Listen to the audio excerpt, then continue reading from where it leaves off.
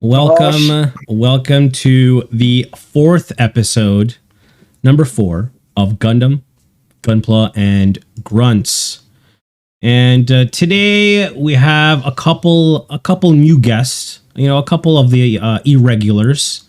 And we have JD Rex. JD, say hello. Hey, hello, everybody. And then we have V, the Fluffy Gundam. I don't like saying hello. I'm just going to go fluff. There you go, Fluff. There it is. There's fluff everywhere. Nice to meet everybody. As we usually do with the new guests, we ask them particularly how they got into Gunpla and what their first Gundam series was. So we already know from Kai and Mecha Wolf Unit. So we'll ask the new ones. JD, tell us your story here. So Gundam, just Gundam in general, was actually the Toonami age. Nice. We have Wing on. So Wing was your first? Yeah, Wing was actually my first. Nice. Gunpla had to be because this is about 5-ish years ago when I said I'm gonna go and decide to buy some and build some. Yeah. For actually buying Gunpla in general. Yeah, about 5 years. And the first one I ended up getting was I guess like the remaster or the redone high grade Destiny, but in the Heinz color scheme, the orange and red. Oh, okay. And right after that. I mean, I've heard good things about the Destiny high grade. Been meaning to grab one. And then right after that is when I got the X Mal version. And I remember that one because it was like recently saw the episode of the Fighter Series when it was I think the semifinals in the show where it was like Mal's X versus the Shrike. Yeah. And it was just I like the whole concept of how they did that one. Like, and I still have basically I still have I think 4 more to build. It's just I have no room on my table at the moment, and it's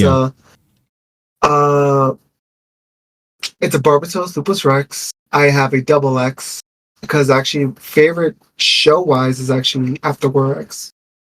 Oh, okay. So I also have a Death Scythe, the Hell Death Scythe custom. Oh, and I have them all. I just gotta. Unless I make room on my table for them. All right. Thank you, JD. Thank you. All right, V. Tell us your story. What was the first Gundam series you watched, and what was your first Gunpla purchase?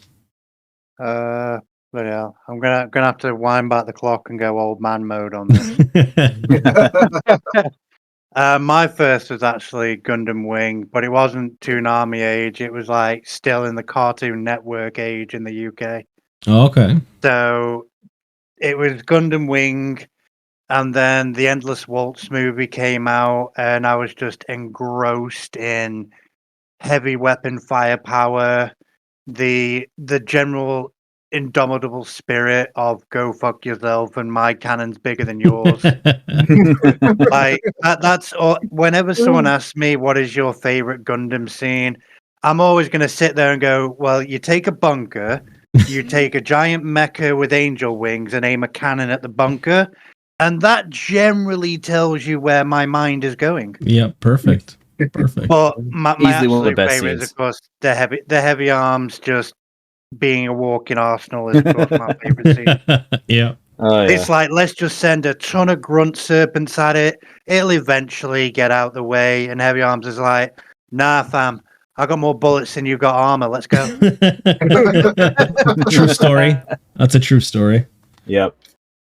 Love Heavy Arms. But when it comes to Gunpla, I've actually only recently gotten into Gunpla, as in, I'd say the past year and a half or so, and it's because I've been long-term sick, and I literally started looking into stuff, and I had a choice between, right, I can either build Lego sets or I can build Gunpla, and obviously I made the correct call there. Even though I respect people that build Lego, everyone's got to have a hobby.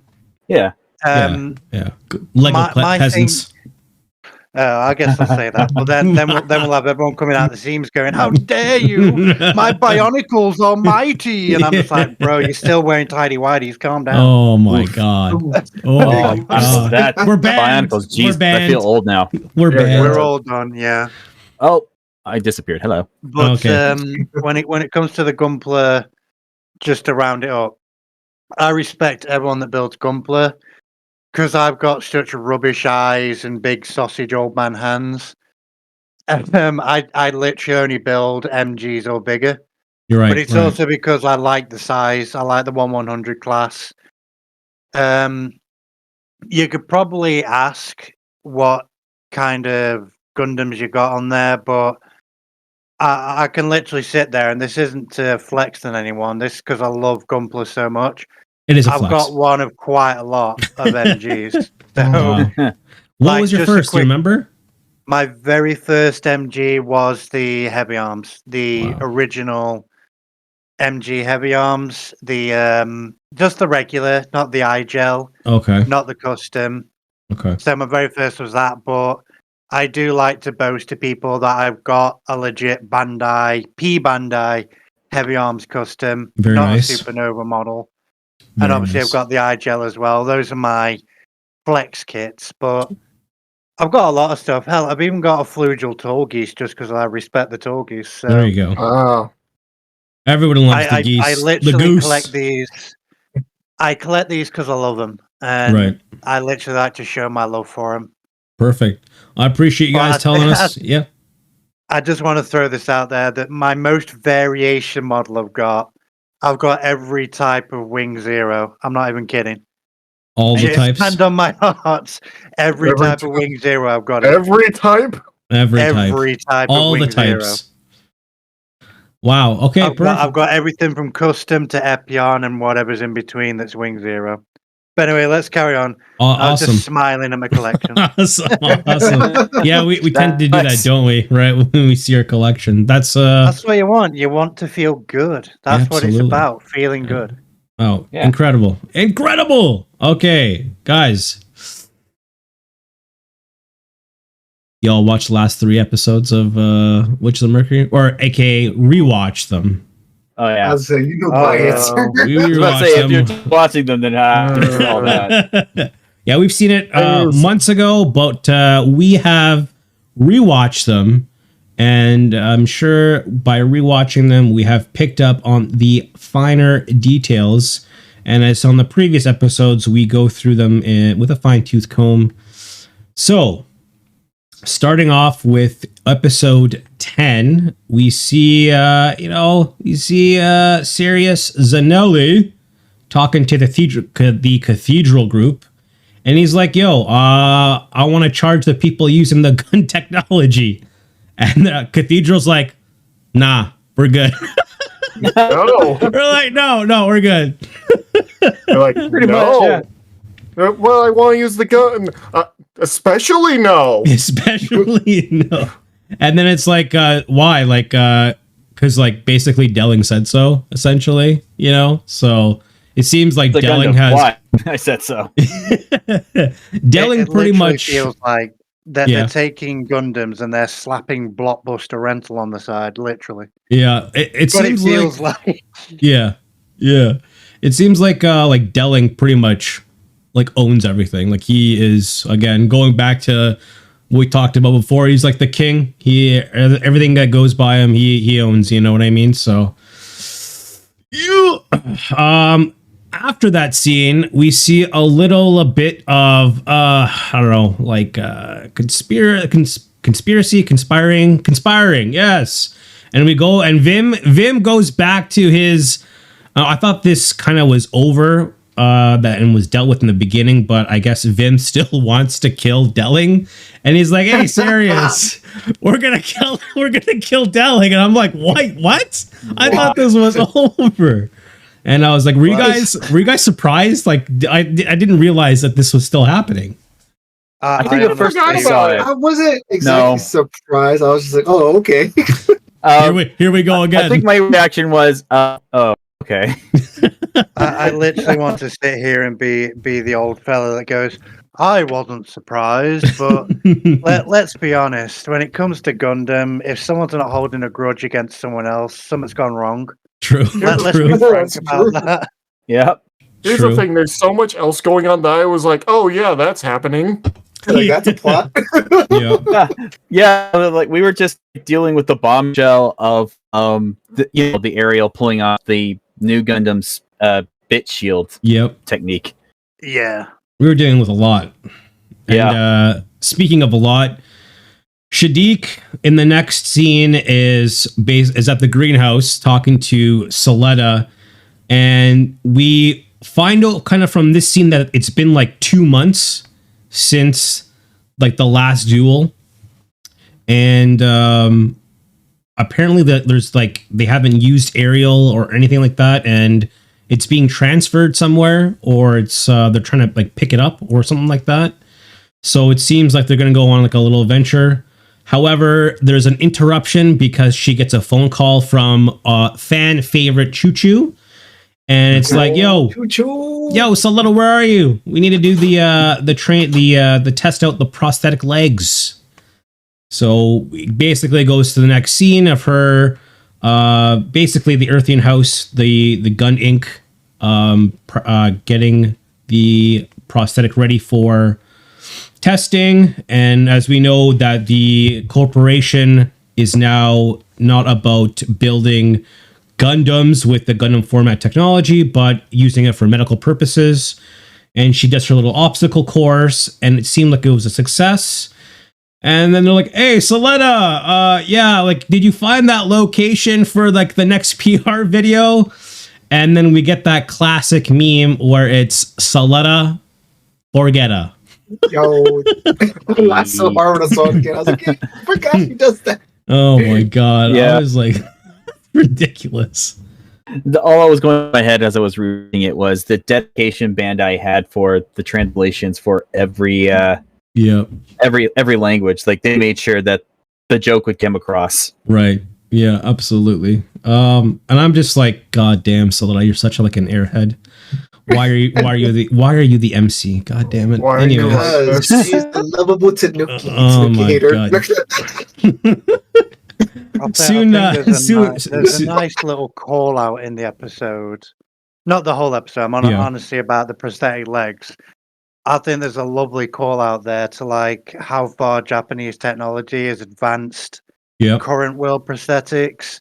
Yeah. And I know we're not at that level yet. Obviously, we wish we could be.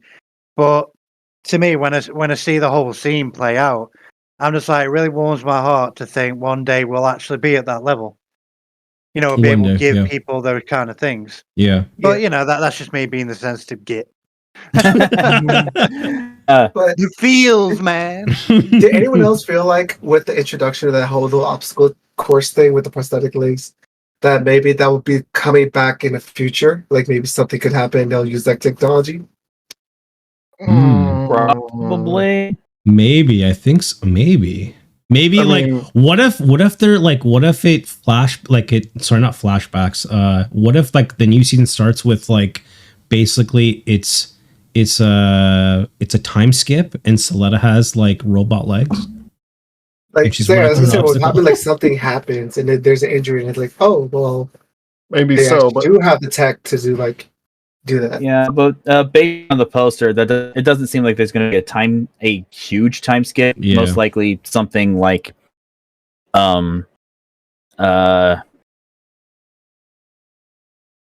Well, we'll talk about after the episode. Yeah. After Like I We said, all know we'll you go to want the to next say day. 5 days later in a SpongeBob voice. You know. 5 days later. 5 days later, I'm mad.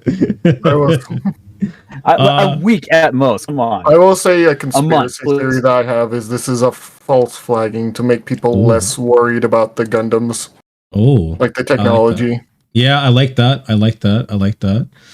After the scene, we see Soletta talking to Nika about wanting to give Miorne a keychain accessory. Guys, I don't know what the hell those things are, but I don't know if you guys agree, but those things were weird as hell. sushi with bodies. I want to assume I don't know what the hell, what was sushi that? faces with bodies. Like, I thought it was like weird. you got to be All honest the little here. toys- If I you could have been buy like two one, you little would. horrors. I don't know I'm what it was actually- though. yeah. It looked like little snowmen or Eskimos with like puckered in faces. Like I don't know what the hell I was looking at. I was thinking like the ice chasers. No, that's not what they are. The Yeah, I know what you mean. Yeah, Yeah. ice climbers.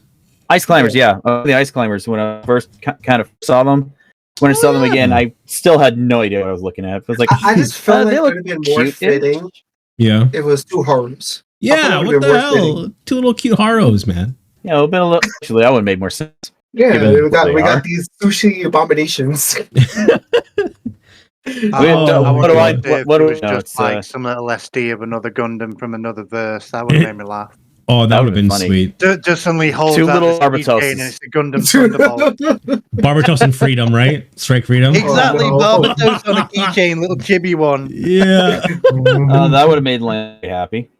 The next scene I find actually kind of interesting is Mjolnir and Delling talking over the Gundam company, and it's again they reiterized it's been 2 months since the formation, and almost like it seems like a very positive scene, like they're like discussing, and Delling's not like taking control, or he's like saying like you're doing a shit job. Like it seems very positive and they're getting along. How did you guys feel about that little scene? I agreed. Oh, go ahead. Go ahead. JD, go ahead. Well, I was gonna say I kind of agreed. It almost felt like it was a low praise to her, like the way he talked to her, and I think it looked like she was happy with it at the end too. Yeah. Go ahead, Kai. Oh wait, JD, were you done? Sorry. Oh yeah, I was done. Sorry. Okay, Kai, go ahead. Kind of the same thing. Like, given they're both basically the same kind of personality, they don't know how to give each other proper compliments, Yeah. and this is the closest they can ever get. Right. It's like, congratulations on your company, daughter. Yeah. It's like, What thank you're you. supposed to be doing, Dad. daughter. Dad. Yeah, Yeah. it's like, I don't know about Yeah. anyone else, but I always get that feeling whenever something feels either like this comfy in Gundam. I'm like, something's fucking going on. No one is this happy in Gundam for that long. Yeah. Yeah. True. I've got to agree with that. It feels like Clone Wars version 2 is they can't get too close because you just end up thinking robo voices, and then at the back of my head, and this is unfortunate for me, all I can hear is the Gundam bloody song. That's all I can hear in the back of my head. I'm trying to enjoy the Stupid scene, song. and all I hear is Gundam, and I'm like, shut up! Let me enjoy the scene. Let me enjoy. Let me enjoy it, damn it. Yeah. Goddamn clones! How dare they? It could have been a then happy birthday song. yeah, oh god. Oh God, Could've please been. no! Don't remind me of that. No. We do get an interesting scene right after is when you guys remember, I think it was like in the first couple episodes where Mjolnir is trying to escape to Earth and there's that lady and they run and she runs into her again in this episode, and it's I didn't expect it, and she's part of the Space Assembly League, and I don't think their meeting was a coincidence. And that's when I was like, oh shit, okay, things are like happening, things are getting because she was like with the Earthians, right? They had people all over the space colony, and so I thought that was I was like, okay, this is the beginning of the this is the beginning of the end. So that was a little interesting. And then we get like a real shocker where it cuts to the scene where Sirius and Ellie is talking to Shadiq and his harem. And it's just like so open, like Shadiq's not talking to his. Okay, perfect. Okay.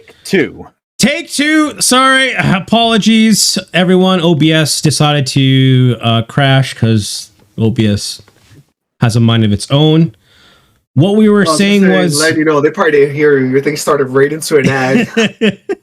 No, I got no ads, buddy. I got no ads. I got a 15-second ad on my screen. What? Nothing. No, the God ads. damn it, dude. Yo, I hate Twitch. I hate Twitch. Okay. Oh boy, Twitch. Oh my Gotta God, love it. dude. Gotta I love turn off all the ads, and meanwhile, Twitch. Nah. We're gonna play an ad, whether you like it or not. Sweet. like, there's no ads. I'm like, well, my screen says nothing. What's on your channel? She. I would, but my becomes shit because my computer likes to connect to the 2.5 internet, not the 5 that we paid for. Right. So we're trying to figure that part out, but honestly, I need an Ethernet cable. Fair enough. All right, let's get back to business. Okay, the next scene basically is a real shocker because we see Sirius and Ellie talking to Shadiq, and Shadiq's with his harem. The ladies are present in this room, and I thought it's just going to be like, casual talk, whatever, like his dad's checking in, but no, it's like, okay, Sirius like, yeah, we're gonna be we're with Vim, and we're gonna try and kill Delling, and Shadiq's just like, okay. Just like, okay, it's Maybe good. And the girls don't say anything, they're like just chilling, like whatever. Maybe they actually are his harem and are in on it or something. I don't fucking know. Dude, I was thinking that, like, they're in on it and they know. Yeah, it's a lot of loose ends, you know what I mean, though? Like, how many girls? There's a lot of loose ends. How many girls? I mean, I do have a theory, but we'll have to get there when we get there. Okay. IPO 2.0. I mean, so basically, it's like it's weird because they want to kill Delling, and this will put like the stock majority. I was a little bit confused about why they're doing it, but it was something to do with like stock majority and Mjolnir's stocks within the company, and they'll be able to buy up, I guess, most of Gundam Armink and use it for whatever they want. Is what I kind of figured, maybe. I think that's a language going on there. Yeah. I will be honest, whenever like the sales talk about when it gets into Gundam and whatnot, my brain kind of turns off a little. Yeah. Like, so if he dies, the stocks or shares that Bjorn had and Soleno would not be high enough to put them in control of everything. So then pretty much they would lose. Yeah, it was something. Something weird like that. But Sirius agrees to agrees to the plan, but tells like Shadiq's like, look, dude, if you fail in this, you fail me. And you're out of the Grassley company. And I'm like, we've seen this before. We've seen this before. I'll see that. Another cool. I guess I could say it now. The something I've noticed as I've been watching Witch from Mercury again was that there are at least 2, 3, maybe Shar clones. I don't know who the third might be. There's the obvious one with Prara. She wears the mask and all that, and has the swagger. Yep. And then there's Shadiq, who is basically Shar incarnate. He's got harem, he's got the charm, and he's got the plan to bring down the system. And he's never mad. He's right. I noticed that he's like all of his scenes. He's very wide-eyed and he's not very angry. He never gets really angry. He's like calm. It's like very Shar, where he's very like smiley, very smiley, very charming. I guess you just can't help but like him. I mean, I guess if I had a harem that big, I'd be pretty happy too. I was gonna say, I forget the name of the character, Trace Kutranada. That's what I'm thinking of. Who's always smiling and like, yes, this is part of my plan. Actually, that's actually a good. Yeah, absolutely. Trace is another good Shar clone, just because he's Shar incarnate. Yes, but he does it well, and we get a bubble bath scene with him, so it's great. With popcorn, it's like popcorn, I'm just waiting for like 5 different people to launch their secret plans, and then they all convene on the same fucking place. Like, what the fuck is going on with each and every one of you? After I'm very interested how it's gone from harem to bubble bath with popcorn. I'm interested. Let's go. We go places. It's because like the old scene where you see Trez talking to Lady Un. It's like in like an Olympic kind of like giant ass pillars bubble bath, but it's kind of like dated, so the bubble bath looks like Colonel Popcorn because it's like yellowy and it's like he's having a a popcorn bubble bath. And now I really want popcorn. I'm hungry. Yeah, No, I'm getting hungry. Shut up. Oh, I apologize, guys. But soon after that, we get a we meet an old friend, but he's got a name change, and Guel, however you want to say his name, what's the proper pronunciation? Is it Guel? I mean, I think I've heard it both ways actually, but in the Japanese they kind of Guel. Yeah, Guel or something like that. Yeah, I don't remember I've only watched the English dub once, and I don't remember. he has a new title now. He's called Bob now. Call him Bob. He's Bob the Builder. Yeah, he's a ninja now. Yeah, and he's doing some basically maintenance and stuff like that. And I'm not sure if you guys have noticed, but especially in this episode, in the previous episodes we've seen him, he is a lot more like rigid faced, like very sharp edges, like very powerful. In this episode, especially when we see his face, it's more rounded. It's like he's kind of gotten, softer around the edges, you know what I mean? And like a little pudgier kind of thing. Like yeah, but I think it's more of like a character thing, like, instead of like him getting fat, it's just more of the way that they're depicting him. Mm-hmm. So I did notice that. Yeah. I think it's a lot more noticeable in there. Like, it's been happening. Like, I noticed it as I rewatched. Yeah. That whenever he got softer, his features smoother. Yeah. And then in here, it's just like he's at his lowest, most humble. Yeah. And he's learned some very valuable lessons. Yeah. He's Bob the Builder now. He's Bob the Builder. The scene after is we actually get like a really good look at Earth. And we see there's a lot of overgrown plants and a lot of destroyed buildings. We are introduced to two new characters, which is Sophie and Norio, sorry. And we see that I think it's Sophie is watching one of the promo videos from the Gundam promotional. And we're also introduced to the character that Shadiq is talking to, which I think was it not Nanji? Nanji, something like that. And they're discussing basically the plan to attack Delling, and it's going to be happening in 5 days in the anime. At this point, I thought this episode was this scene right here was kind of nuts because not only is Shadiq the head of this whole plan, but we find out when he leaves the door that Nika is there, and she's the one that helped set it up basically. So I was like, Nika, what the hell you doing? Exactly. Okay. I was like, this is where what the hell you doing, man? Yeah. Okay. So I think this is where I can put forward my theory now is that Shadiq is from Earth. Because he said he was an orphan. Yes. And he was adopted. Yes. And then I think Nika's from Earth too. Well, I mean, obviously she's in the Earth House, but she's part of Shadiq's circle. She's part of this group, and she's here to help him take down the system and all that. Was she the original girl? Was she the OG girl? Was she the OG girl? But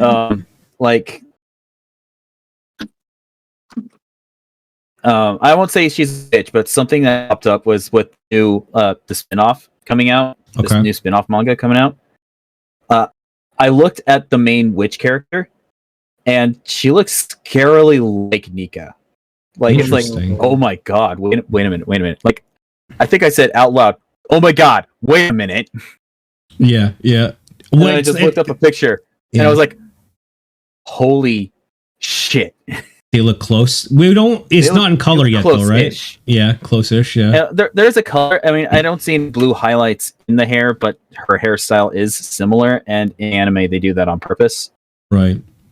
It's just like, huh. Well, what do you guys think that he has over Nika?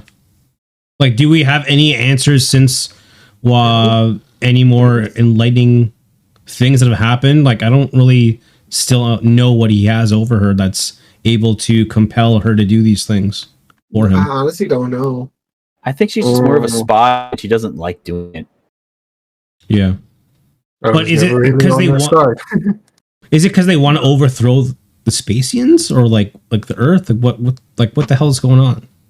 Like you said, like shit. Is that like Shadiq master plan where it's like I'm a Spacian because I'm adopted by my dad. My dad adopted me, but really like I'm an Earthian at heart, and like I want this shit to blow up. Like what the hell's going on?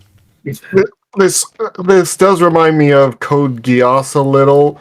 With I don't remember if the name of the character off the top of my head, but the red-haired girl who was Colleen, yeah, she was partially British or Britannian, but also half Japanese. Right. Which she was very much pretending to still be, you know, a normal student, but actually being part of a freedom fighting group. So it could be one of that. Okay. Actually, yeah, that could be that. It could be. And it makes sense given that this is the same writer. Yeah. Oh, is it? Wait, it is? It is. Oh yeah. I think so. It's been pointed out to me a couple of times by Seiya. It is. Well, certain writers always have like a certain thing they like to do, so maybe. So this is hers. So Killing a bunch of school children is one of them too. I mean, we got the duels going on. That doesn't surprise me. Yeah. I mean, I think this is the first Gundam that literally just takes place at school. For now. For the most part. In a lot of ways, I think you're right, but F91 starts with school kids, so but I get what you mean. It's in an actual school area sort of situation. I mean, but F91 is literally the mom. Go. Yeah. You're right. The next scene that we see is basically we're back at the Earth House and they're still discussing the leg prosthetic. We see Mjolnir on TV doing interviews. Like right after that, we see Soletta being called to the greenhouse in order to go like water the plants. And again, Soletta runs into Elan. Big air. Among Us. Now, Among Us. Sus. Among Us. He's just like he's just like hiding in a bush. He's like hiding in a bush. God, my name is Elan. No, you're Elan. He just vented. He's like we are on a space station, so we don't know where the vents are. Yeah. He just vented. He's trying to get the person right now. And this interaction like was like kind of cringe for me, and there's like obviously this is the new was it Elan 6, Elan 5? I had a hard time seeing the display, so I was thinking 5 because the last one was 4, but I don't know. I think it is 6. I think it's it's 6. Whatever. It's the new Elan, and he's basically like a really like. He's kind of like a weird. He's trying to be charming in a creepy way, and also at the same time fill Soletta with like some doubt, and trying to manipulate her that that he's like the person for her, and telling her that Mjolnir is only using her as a protective shield and basically just a tool. Do you guys think that he's actually right, or do you think it's just like, I know it's part of a ploy, but do you think like he's actually, there's some logic to that too? Oh yeah. I will say one of the best things that manipulators do is they bring in actual truth and they mix it in with a bit of lies. Yeah. I mean, that's what made the Sith and Star Wars so good, because they just told it as it is. The Jedi were corrupt, and they were, and Because, I mean, the Republic fell to them, so. I mean, because she is kind of using her. Yeah. Option. Yeah. So that's not I think it started out that way. And then. We'll get to that part. I did think it was like kind of cute that. I think like we're starting to see like Soletta really get into Mjolnir, because she was like super excited to give Mjolnir the accessories. Like as she's walking, like you see her like really blushed face and super happy, and so I think like she's actually starting to really like go beyond friendship a little bit, or like she's starting to have these feelings.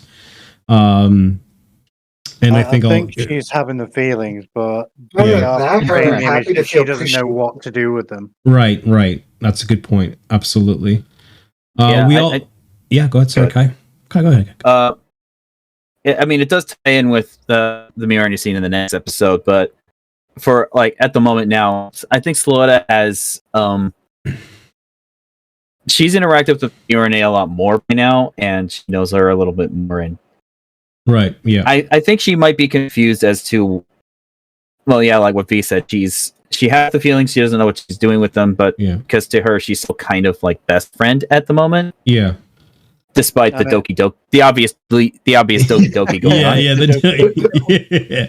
Aletta she might be emotionally not really stunted, but slowly getting there because it seems like she hasn't really been around anyone, so she's just doing what she feels like. Right. And then after that, we get like a small little scene with the real Elan talking to one of the ladies at the Pale Company and saying that they like the new enhanced human because it's actually close to the real Elan, who's pretty wicked, in real life. Yeah, who is just about as much of a creep as I thought Elan was when I first saw him. Yes, exactly. And it's like, and then like after Full got. I'm not sure about his memories back or started thinking he remembered something, but he became his own person that he was like, oh my god, he's gonna be so cool, and then they killed him. I was like, yeah, no, yeah. And then when this new alien came around, I had a very visceral reaction to that. I'm like, ew, no. I will say they made it very clear that he is replaceable. Yes, yes, they did. I will also say you have to be crazy and creepy in order to be okay with a bunch of people walking around with your face. Yeah, or incredibly narcissistic. And your voice too, like your voice tone. Oh yeah, like it's literally the choice of go make out with yourself, or not to be that narcissistic. I still like the whole fact is like one of the major points of why he has these other Elans is like, I just don't want to go to school. Yeah, it literally is like I can't be bothered to go to school. Like it's the Giga Chad introvert energy. Yeah, it just makes me think twisted of the worst ways. Yes, it just makes me think of Zap Brannigan. Like I refuse to go to school because I choose not to. Yeah, we get to the next scene where we see Miorne is actually back and has arrived from wherever that she was, basically dealing with the company with her father, probably getting a lot of pointers and learning and stuff. But she's been away. I think it was like 2 weeks, maybe a bit more. I can't remember. It was 16 days. 16 days, yeah. And we get a little bit of I thought, it was a bit surprising that. Well, I'm combative because.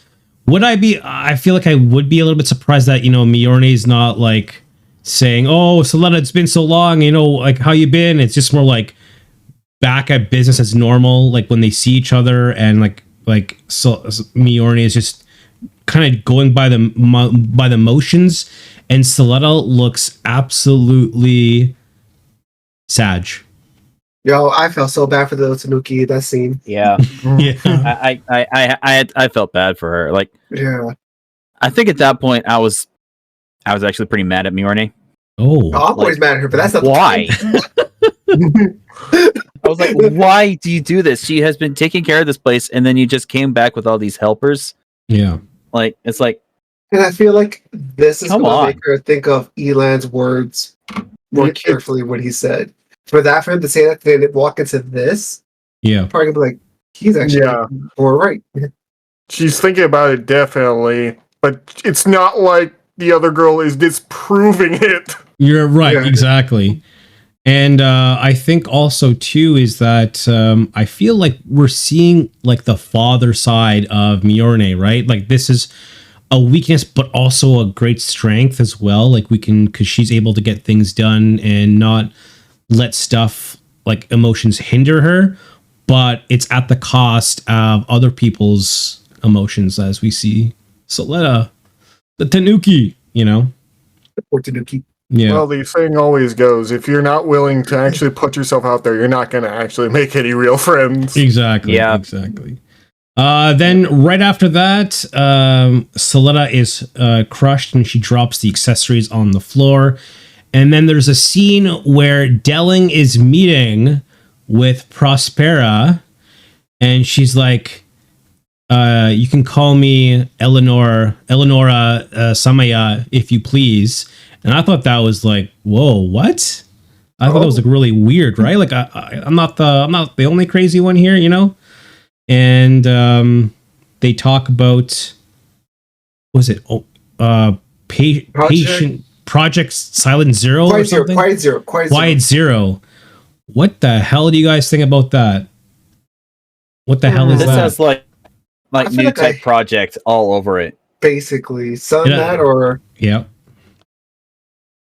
I don't know. It's like you said, new type or something more, because they were using the data of the battles. Like, oh, here's the new combat data. Yeah, and she gives it to Delling, and it's like, what the hell is going on? Is Prospera been working with Delling the entire time? Yeah, we talked last time about Prospera working with someone like because of the way she talked. Yeah. And it's like, oh, wait a minute. Delling was trying to either root out the other witches, and Prospera was just an agent in that, Right. or he wanted, the Gundams for himself. Like, but needed it to be like so that people can pilot them, and not as Yeah. his argument as them just being drones. Yeah. What did you guys think of this episode? We'll start with V. How many keychain accessories out of 10 would you give the episode? If I'm honest, it did have a nice lot of little conspiracy plots and just a lot of good little jibs and jabs. Mm-hmm. It did honestly felt like it was a bit long in the tooth, just for some of it, and it didn't really give us much to go on. But that's what you want. You want a little bit of mystery and what we call like the in between episodes, don't you? So I'll still give it like a 7 out of 10. 7 out of 10. Just for being mysterious. Okay. Kai, what are you giving it? Out of 10 shark clones, I give it I give it a 6. Yeah, I give it a 6. A 6. Okay. Yeah, like the mystery is good and all, but the more questions we got, and then we got a lot more questions, and I love them. I love it. I love the intrigue. Okay. But the scene where Miorne just dismissed Sluetta, business as usual, just kind of like, girl, why you do that to your wife? Yeah. You're groomed, right? Like, why'd you do that? All right, JD. How many Tanukis? 7 sash Tanukis. 7 sash Tanukis. 7 sash Tanukis. Okay. I did like they're trying to set up more serious, I guess, like plot cogs going on in the background. You can see things moving in motion or trying to set up. Yeah. But it is like more on the slower side. Right. So it's more of a build-up episode. Okay. And then, of course, Fiorne, I don't like her. So that whole scene, I was like, all right, where's my pitchfork? I gotta. Of course. Mecha Wolf, tell us. Okay, I would give it 7 Allens out of 10. The three others got burned. Anyway. We already got Bob the Builder, right? Alan into Alan now. He's canon. Alan into Alan, it switches back. Anyway. It's close enough. But yeah, I really like it when a villain tries to get into someone's head. And I do really like it that they're showing, like, he's not just going off. No, he is actually replaced by someone and is dead. Yeah. They're not doing they're off screen from now on. No, he is actually. Yeah. But there isn't like any cool set pieces for me, so just 7, really. I will give it 6 sad Solettas out of 10. I didn't like the fact that we're that we're doing the story again, where we're killing Delling again. So we're going back to Plan A. You know, I didn't like that, but obviously they got to do something to move the plot the way they want. So I will say that thread was so unimportant to me that I forgot again until you brought it back up. Yeah. I didn't think that's like. I still think Shadiq's an asshole, but man, like he's got that harem. So like, what are you supposed to do? You know?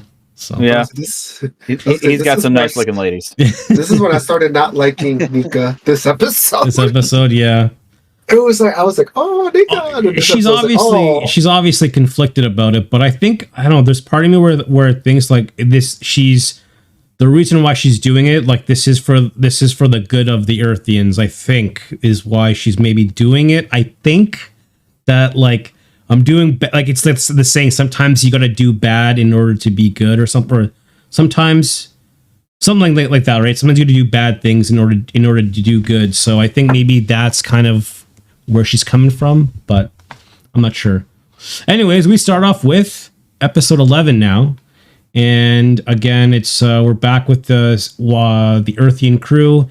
They're getting ready to meet up and grab the aerial.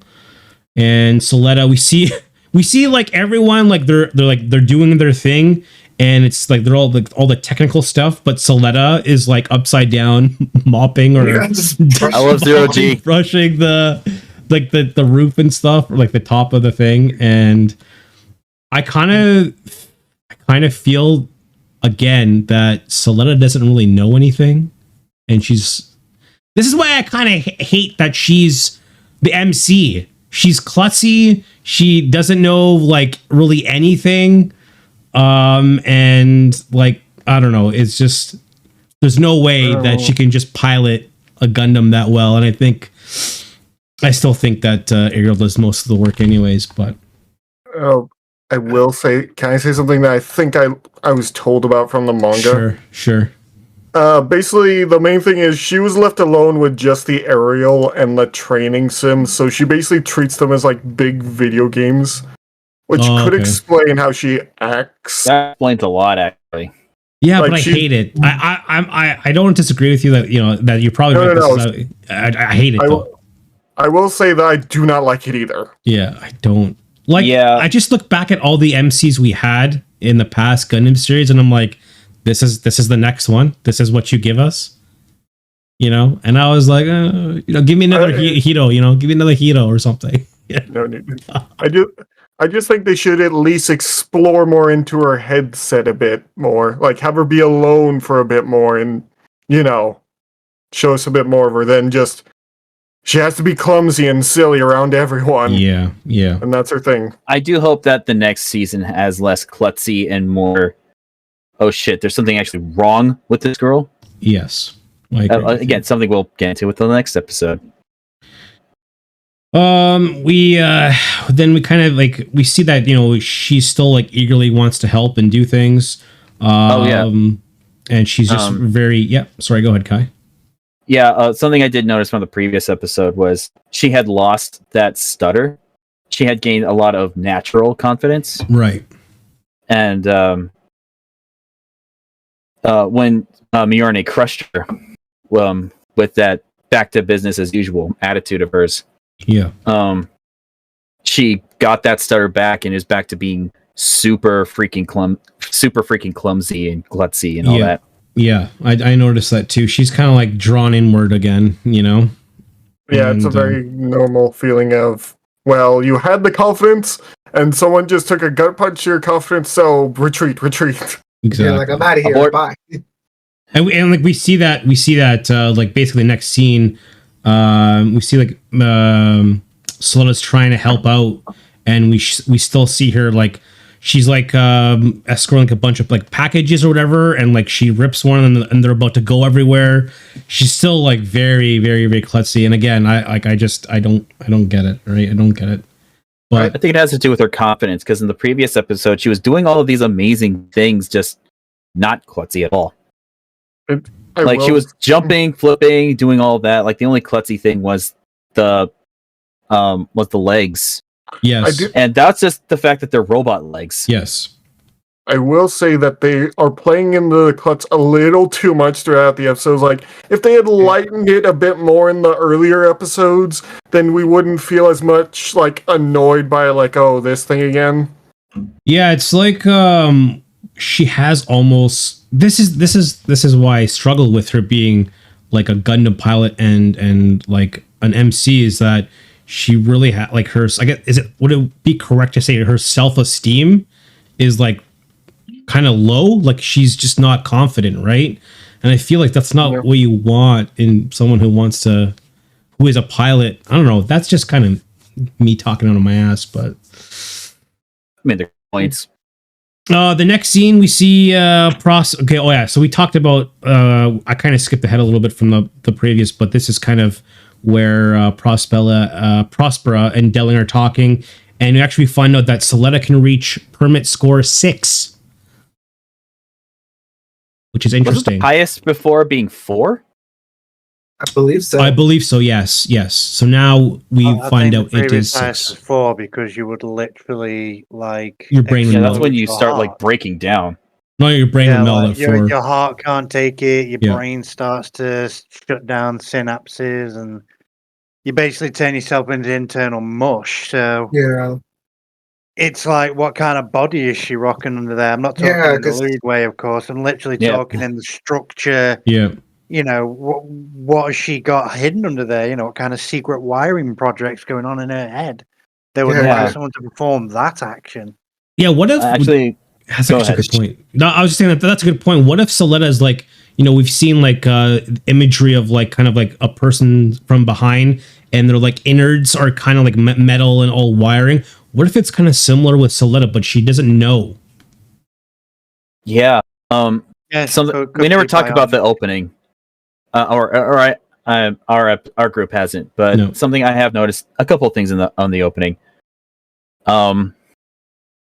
Like there's one scene, like it's a split second, like 1 second frame of like someone's neck and upwards to their skull being semi-transparent. Oh, with all the all that, and then oh shit. Okay, I didn't catch that. That's a good catch. Yeah, I noticed that the first time I saw the opening. I was like, hang on a second, wait a minute. Is that supposed to be Soletta or Prospera like that? Damn. Or just like, or Ellen, I don't know. Or like another kind of reminder that this is what the gun technology is supposed to be used for. I don't know. Yeah. Sorry, because like we need an explanation how she hit 6, like that stage 6 in no form of exhaustion, nothing, just still 100% normal.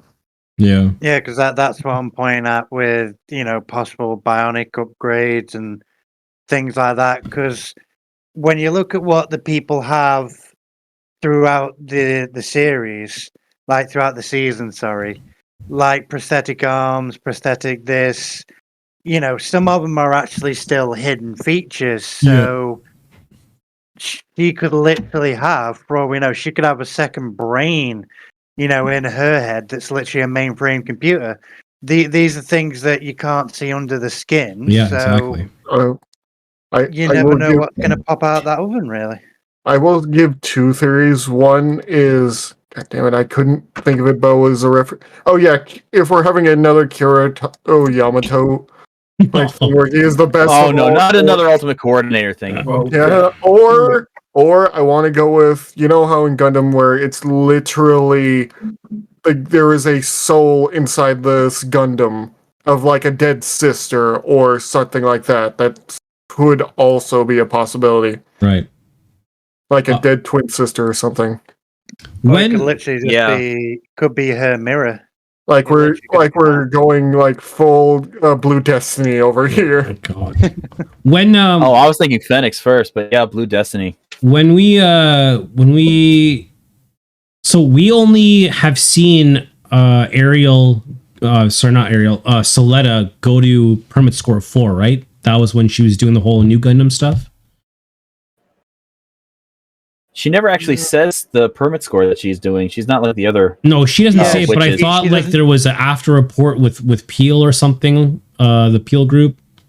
I can't remember, but I thought someone mentioned that this was like only permit score 4. I think maybe? comparatively, it's like score 4, but she doesn't have to vocalize it. There's some kind of link there where she thinks it, Ariel does it, instead of having to vocalize and give some kind of authority command. Yeah. Okay.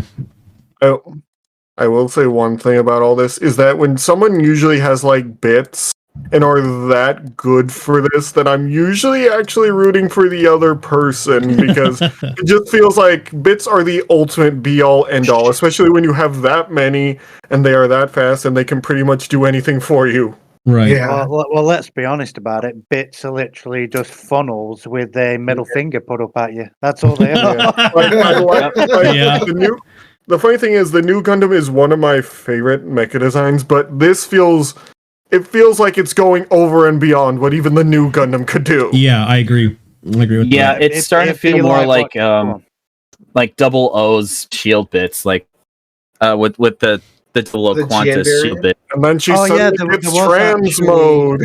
Yeah, That's actually a point because when Dynamez goes Trans Am mode in the movie Awakening, he actually has the same function, but with giant shield bits instead of little gun bits. So it is a system that's been shown off before. But that's just something I watched recently. So Yeah. Dynamez Trans Am, it literally runs around with gun bits, but they're part of the shield system, so it's not body components. Yeah. But that's just me going on about that. I've seen them before, and Yeah. they're cool. In the next kind of like a scene, we finally get like our first headshots of the two new Gundams, and we know that they are the Gundam Thorn and the Gundam Ur. We also see Bob, and Bob's captured. Bob is indeed captured. Poor Bob. Poor Bob. Poor Bob. Ghoul's been Always on the receiving end of the show. can't catch a break. He No, Can cannot we save him? he Yes, can- we can. We're talking about episode 11 of The Witch from Mercury right now. So he's basically that ship's been captured. And I think there's a couple mobile suits in there, and Sophie like gets all like up a ninja and like snatches a gun, and it's like this gun's real, and it was just like a really interesting moment that Sophie like is actually very capable and not just she's like the complete opposite of Soletta. Like the opposite, right? Like confident, like not klutzy, precise, and it's just like, damn, dude. I saw a meme on Twitter around the time this came out, was like how some of the other Gundam protagonists reincarnated into this, and Sophie's Amuro. Oh, I actually like the other girl. that. I can't remember her name. What's her name again? Noria. Yeah, Norio's Camille. Yeah, and then of course Prospero's Char, and they're all complaining about their clothes. It's too tight. And then Char's just like, I don't know, I'm doing pretty good. And then Amuro and Camille in the background are like, shut the fuck up. It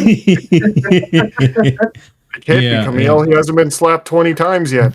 When I saw the scene, I was like, damn, I wish that was our MC. Okay, I wish that was our MC, but no, we got Stuttering Soletta. Anyways, the next scene is we're back to seeing the Tanuki and the other Earthians, and they're distributing food and beverages, and Soletta's only left with a little drink, and she is super sad.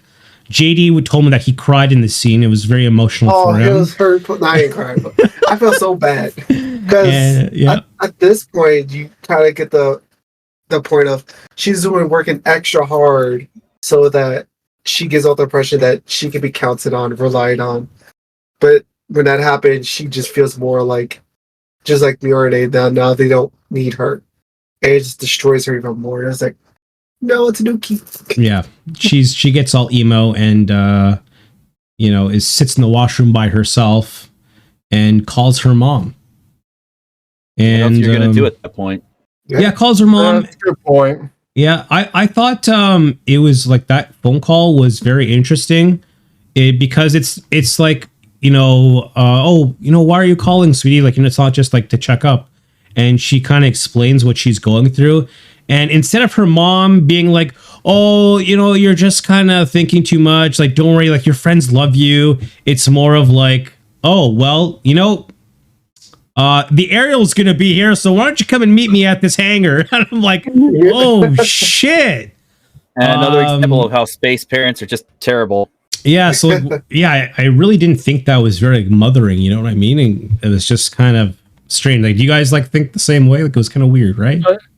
It's very much like Stella thinks her mother is great, but when you actually see him, it's like when someone points their mother who's smoking and like literally putting out their cigarette on a table or something, and they're like, they're great, right? Yeah. And you're just like, it's just one of those things where it's very clearly that she just doesn't care about her problems and just like, yeah, get over here.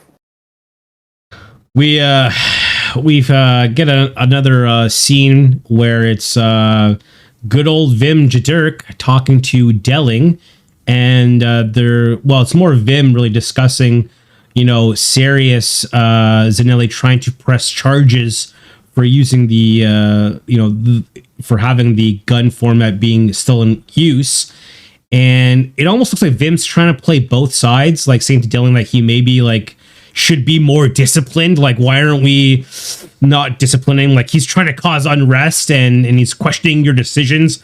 It kind of reminds me of like the scene of Lord of the Rings: The Two Towers, where like the king, he's like really old and corrupt, and like the guy's just whispering into his ear, and like it just kind of reminds me of like that's who Vim is, the guy just whispering, trying to whisper poison. But Delling, I think because Delling, he says that he kind of ignores everything that Vim says. Is like, hey, by the way, your oldest son hasn't been found for a couple of weeks, right? Is he still missing? And I'm like, holy shit. I think it was around this time that I actually started liking him. Yeah, I was like, damn, if that's like a subtle amorous bitch slap, I don't know what is, right? It's quite literally your son is missing. Stop worrying about my daughter. Yeah. This kind of like leads me to believe like that Delling sees pretty much through all the bullshit, right? Like he knows Vim's kind of like a scumbag, and I kind of think he knows what Vim's up to. I think he knows a lot of them either out for themselves or he's just been through the ringer enough times to literally sit there and go, I don't give a shit what you say. Yeah. He's just that man, like, I don't care. Speak to me, but shut up. Yeah. That's all he is. He's that kind of man. Yeah. It's like literally the old man leader, like, you do know 20 other people have tried this already, and they're dead, and I'm not. Yeah. Yeah. Oh, exactly. For sure. That's gotta happen. But we see, Vim get pretty much escorted because he escalates and by the bodyguards, and basically he puts a tracker on one of them because he knows that the bodyguards will be with Delling at all times. So this kind of pushes the plan forward, and it helps Shadiq find exactly where Delling's going to be as they try to do the assassination. After that, we see Sophie watching more videos of Soletta and her combat at the school. Do you guys think that Sophie is like enamored with Soletta, or it's just kind of like she's like, I hope I meet her so I can fight her? I think it starts off as like almost a fangirl kind of stuff. Yeah, it kind of starts out that way. It's just like, oh my god, she's actually a really good pilot. I want to meet her and fight her. It's like that Goku mentality. Oh, like, yeah. Oh my god, you're cool. I want to fight you. Oh no, not the Goku. I will say I mean, at least smarter than Goku. Yes. Next year, there's going to be a universal Gundam war. Oh my god. No, please no. Oh wait, no, that's called Gundam Evolution. Oh my god. I will say, I feel like if she does go to that, then she's going to like have that look of disappointment. Like it's like the look of Vegeta when he goes, "This is a Super Saiyan." Yeah. Yeah. Goddamn. Oh God. Okay. So the next scene is we meet up with someone who we haven't seen since the prologue, and it's Captain Kananji, who has he's seen to have eaten too many double roast beef double burgers over his course of his time, and he's definitely seen better days. He's you know, I'm gonna say he's quite obese. You know, he's a really big guy. He looks like the goddamn kingpin. Let's be honest. he looks huge, guys. He's coming. Forget double chin. Forget double chin. He's it's a quad. You know, let's be real here. But it's a second head.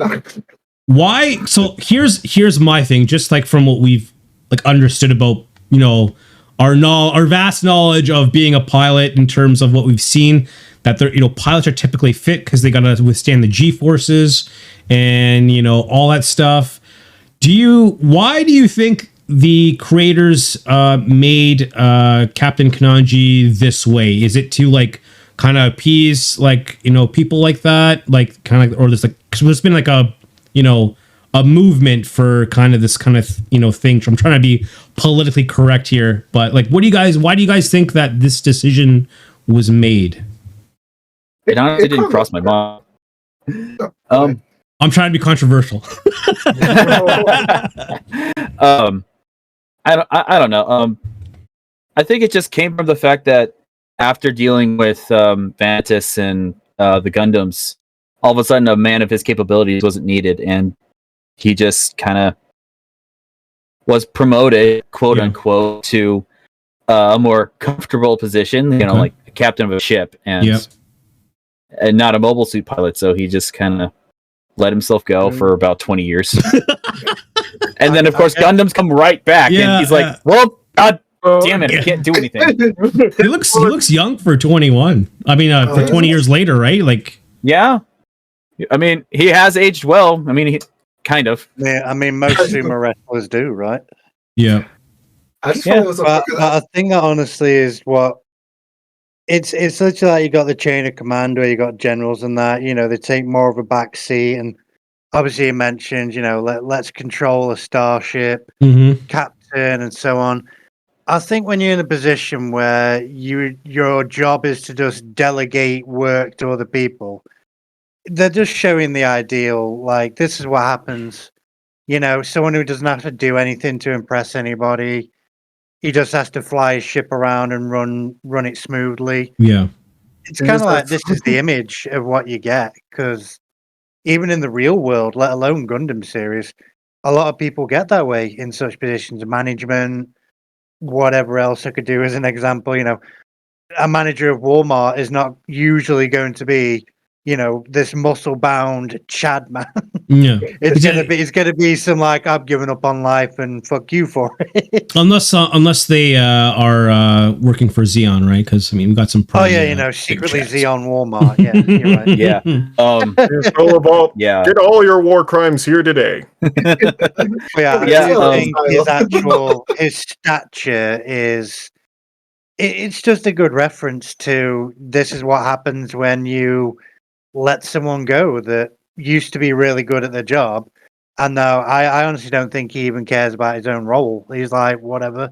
Yeah, he's get on with it. He's a paper pusher. Yeah, exactly. And that can destroy some people. I think it's also because he knows while they're bringing him in. It's just it's a PR move, really, when you think about it. Yeah, he's not happy with where it is, but he also was just kind of giving up with, well, what can you do? What I'm hoping for, though, is like, as the series go on, that he might get back into his old self, or at least fit wise, as things maybe tense up. But right now, it caught me off guard. At first, I'm like, who the hell is this guy? They're like, oh, from this one to the pro. I'm like, wait, what the hell happened to you? They can always give him robo. Now this was getting started. Like, what the Nani, you know? Nani the fuck? I was everyone, I failed at being controversial because I have such an amazing crew. So no, that really very good points. I was just trying to like goad you guys a bit, but no, these are I 100% if you want to agree. be controversial, my brother, you just point in and go fatty McFat. I mean, Yeah, at that point you just make him for looking like he does. Yeah, I mean, it's quite literally the guy of, it's no longer wartime, but I was a good warrior, but Come on, eh? I can't exactly go back to the farm. and I agree with all you guys. It's exactly what I thought, but you know. I know what Okay. you're trying to do. I thought it was also kind of interesting because they were making fun of him, and it's like, how can this guy be like, you know, how is this guy was an ace pilot and like now he's a captain? Look at him, and it's like, he like, it's funny. He sneaks up on them. It's like, yeah, me, you guys talking about me, huh? I'll eat you. Yeah, he hasn't lost that sharpness he had when he was younger, and he still has that imposing like air about him. Yeah, But he's not a pilot anymore, and it's eating at him. yeah. But he plays it off, right? It's not like he's very serious with them. He just kind of plays it off a bit. So interesting. I want to see more of him. I want to see more of him. I really want to see more of him in the second season. It's just like, well, how is he going to react to this Gundam that's technically on their side? Yeah. Oh yeah. Then the next kind of scene is we see Prospera and Belmar talking to each other. This is kind of like when the phone call kind of happens with Soletta. But again, we know it was kind of strange to see Soletta, not to see Prospera, like instead of like console her daughter, basically, it was just like, yeah, just meet me at the hangar, and we got Ariel here. I'll cheer you right up, basically. But we all know that's ulterior motives, right? Because I think at this point, even Prospera knows like this is coming or something's coming, right? Because when Peel was on the move with trying to get the Ferrac to beat Soletta and that whole plot, Prospera already knew ahead of time. Like, so I think she is either part of what's going to be happening very soon, or she knows in some way, and I think that's kind of like another way of getting her there. But I don't know. Do you guys agree? Disagree? Yeah, there were parts in that call where it sounded like she was actually trying. Like she did bring up like maybe you are thinking a little bit too much about it, and then she brought up the Aereo. Yeah. But it didn't seem like she was trying very hard. You know what I mean? Yeah, it's very much like, oh, by the way, here's your toy. This will make you feel better. Yeah. And obviously, it didn't make Soletta feel immediately better. Yeah. Quickly after that, Mjorne. Well, yeah, actually, like right after that, we find Mjorne was listening to the whole damn conversation, and she tries to kind of console Soletta, and then it turns out that basically Mjorne, it goes all about oh, poor me. You don't think about how I've got to go through all this stuff, and you don't know anything about me. Yada yada yada. We get the line. It's very emotional. Obviously, they're like they're floating in kind of like 0G, and Mjorne's kind of grasp Soletta, and we get the line basically saying that she says, I don't with you, like Soletta, I don't have to run anymore, so don't run from me. And I know JD was kind of crying a little bit with the whole thing. Yeah, I'm about to slap the shit out of her. Cry. I'm like, bitch. But how did you guys feel? Like, well, tell me what you guys were thinking when this happened. I know that Twitter kind of blew up, and everyone's like, "Oh, they really are in love." The Fuda crowd was pretty excited about this too. Jesus it's Christ. just Oh my god! Again. Everyone. I think everyone was cheering for this, or a lot of people were, anyways. But what did you guys?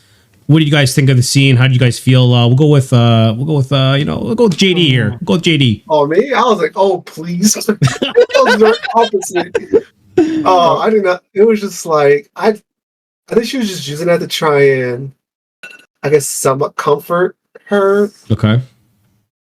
I don't know. It was like the whole thing, how she treated her throughout the whole time. They get to that point. It was like, and it's a little kind of like basically instant, like, okay, I kind of like forgive you kind of thing. So JD, you think it was kind of more manipulation than like truth, or it was a bit of both?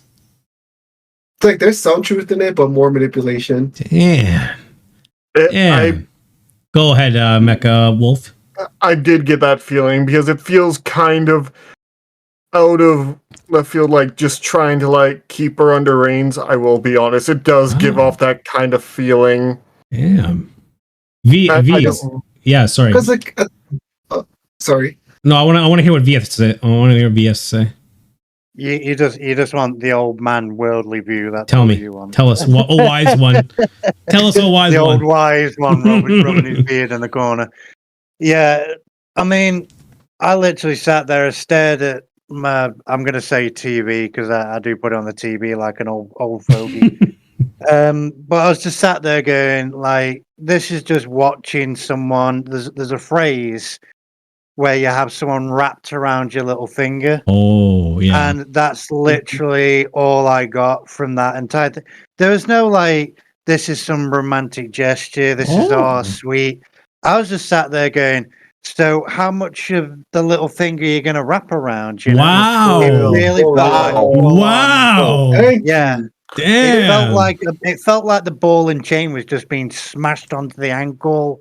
I love this. I was like, geez. Yeah, it was just wrapped around the little finger kind of scene to me. A little ankle monitor and everything. Ouch. Exactly, yeah.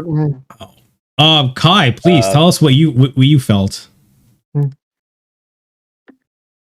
I'm gonna feel like the only one out here felt like this is somewhat genuine. Okay. Hey, it's you okay. express your true feelings. I mean, it could be we're all being cynical because we've had bad relationships or something. But well, I mean, I did too. But the way that this was written, like, this is the only way that Mirane could actually express that. Yeah, and she, both Sloetta and Mirane started having actual feelings for each other. Just didn't know how to actually process them, and then Mirane was wrapped up with running a company, so she didn't have to process them. And then Sloetta just started avoiding her from her perspective, no reason. And then just the actual running away from her kind of just pissed her off. I think a lot of people would honestly, when I saw it on Twitter, I think a lot of people would agree with you, Kai, and not so many of us cynical bastards here would get some support. But I think a lot of people would agree with you, Kai, that it was a genuine kind of thing. Like, I mean, I'm not a whole lot of Twitter. It's just like, yay, yay, more Yuri stuff. It's like, I come on, like, there's deeper crap going on here. Come on, people, please. So for me, what made it worse was after all of that, towards the end of the little moment, she was like, "Oh, you want me to rely on you more? Fine, I'm gonna have you water plants more. I'm gonna make you like basically clean my room out of it." And I was like, "What the fuck?" Like something came up, some of the Japanese actresses are really into this ship. Like, they want it to work. The actual Japanese actresses are really into this. So Sloetta's actress told Mirane's to go full on, bossy girlfriend mode, and then they were just both like, "Yes, please keep this alive. We want to keep doing this. This is a lot. This is Oh, so they were actually going for that. All right, we need an IBO moment right here, right now. Oh God! Oh no! But here's the thing I will say. Add on to mine though, when I go on about wrapping around the little finger, it's not from like a cynical, vicious kind of manipulation full on, but I just literally believe that again it goes back to feelings don't know how to process, so go to default setting, and unfortunately Milner's like default setting from my view is get what I want and it goes my way. So that's kind of where mine comes from. But I do also agree with it could be genuine, it could be feelings not being able to express, but there is also the chance that it is just full on, chain around the neck kind of situation. So it's really bouncing back and forth in my head of where it could go from there.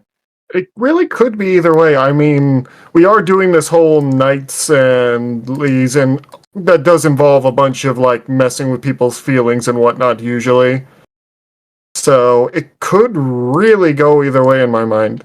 Because even if the voice actors say that they want it, they don't really have control over the writing. Right. The thing that I want to just bring up is that when I look at what both of them have to gain, I look at the list for Miorne and I feel like she gains a lot more than Soletta gains in this kind of relationship. So I think it's very beneficial for, again, this is just kind of me like being logical about the relationship. And it's just, I think that having Soletta with Miorne reduces a lot of headaches and helps her quite a bit compared to like what does Soletta get out of it? Some sort of, you know, emotional recognition of some sort, right? While Miorne gets a Gundam, you know, basically just, you know, everything else. Like you're gonna probably, I guarantee you probably Soletta will end up cleaning her room and doing all that stuff too. So, but I don't know. I will say that, yeah, like with that, like when you have, I will actually use my girlfriend and I as an example. Like we literally had this conversation of, yeah, I literally have nothing to give you. And she literally gave me the talk of, shut up, I love you. Yeah. Yeah.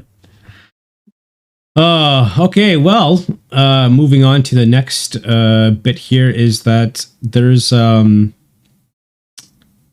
what is it? The next scene we finally see is the Gundam. I think it's, wait, hold on a second. I'm trying to remember. Yeah, the next scene is basically we see the Gundam Thorn and Gundam Ur in space, and we kind of actually see like a full kind of visualization. What do you guys think of the suits? When like visually? Yeah. Well, let me start. Let me start with Kai. Go ahead, Kai. All right. I like Ur. I'm big chunky boy with a big cannon. Yes. I like the Ur like basically on default. It's a nice coloration. I really like it. Militaristic makes sense to me. Mm-hmm. But then I look at the Thorn, and the first thing I always Starscream from the Michael Bay films. It's just like the whole chicken legs, the weird sort of beige orange color. It has not necessarily wings, but that sort of jet like backpack. Right. It just makes me think of like it looks like Starscream, and it's just like I can't bring myself to like that. Okay. JD. Honestly, I guess the designs didn't catch my interest for those two. Okay. I don't know it. So I actually had the episode where they're both there pulled up right now. I'm kind of looking at them again. I'm trying to pause it right now. Just your like basically you saw them again for the first time. What's your initial reaction? Like you just it's like whatever. I didn't mind the blue one being chunky. I didn't mind that, but for some reason, if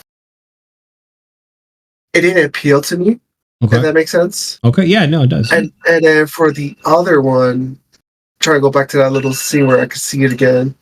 Almost the same as like those two didn't stand out to me. Is like for all the suits in general, they always have a unique look with this show so far with the different houses. Yeah. And I get to these suits, I don't know, they just didn't grab my attention, if that makes sense. And that's why I'm just like, it's like the only thing I felt like, oh, they're a Gundam is kind of like their head. Okay. Yeah. Kind of like a traditional thing. Mecha Wolf Unit, go ahead. I'll be honest, I always do like a Gundam that follows more the traditional look.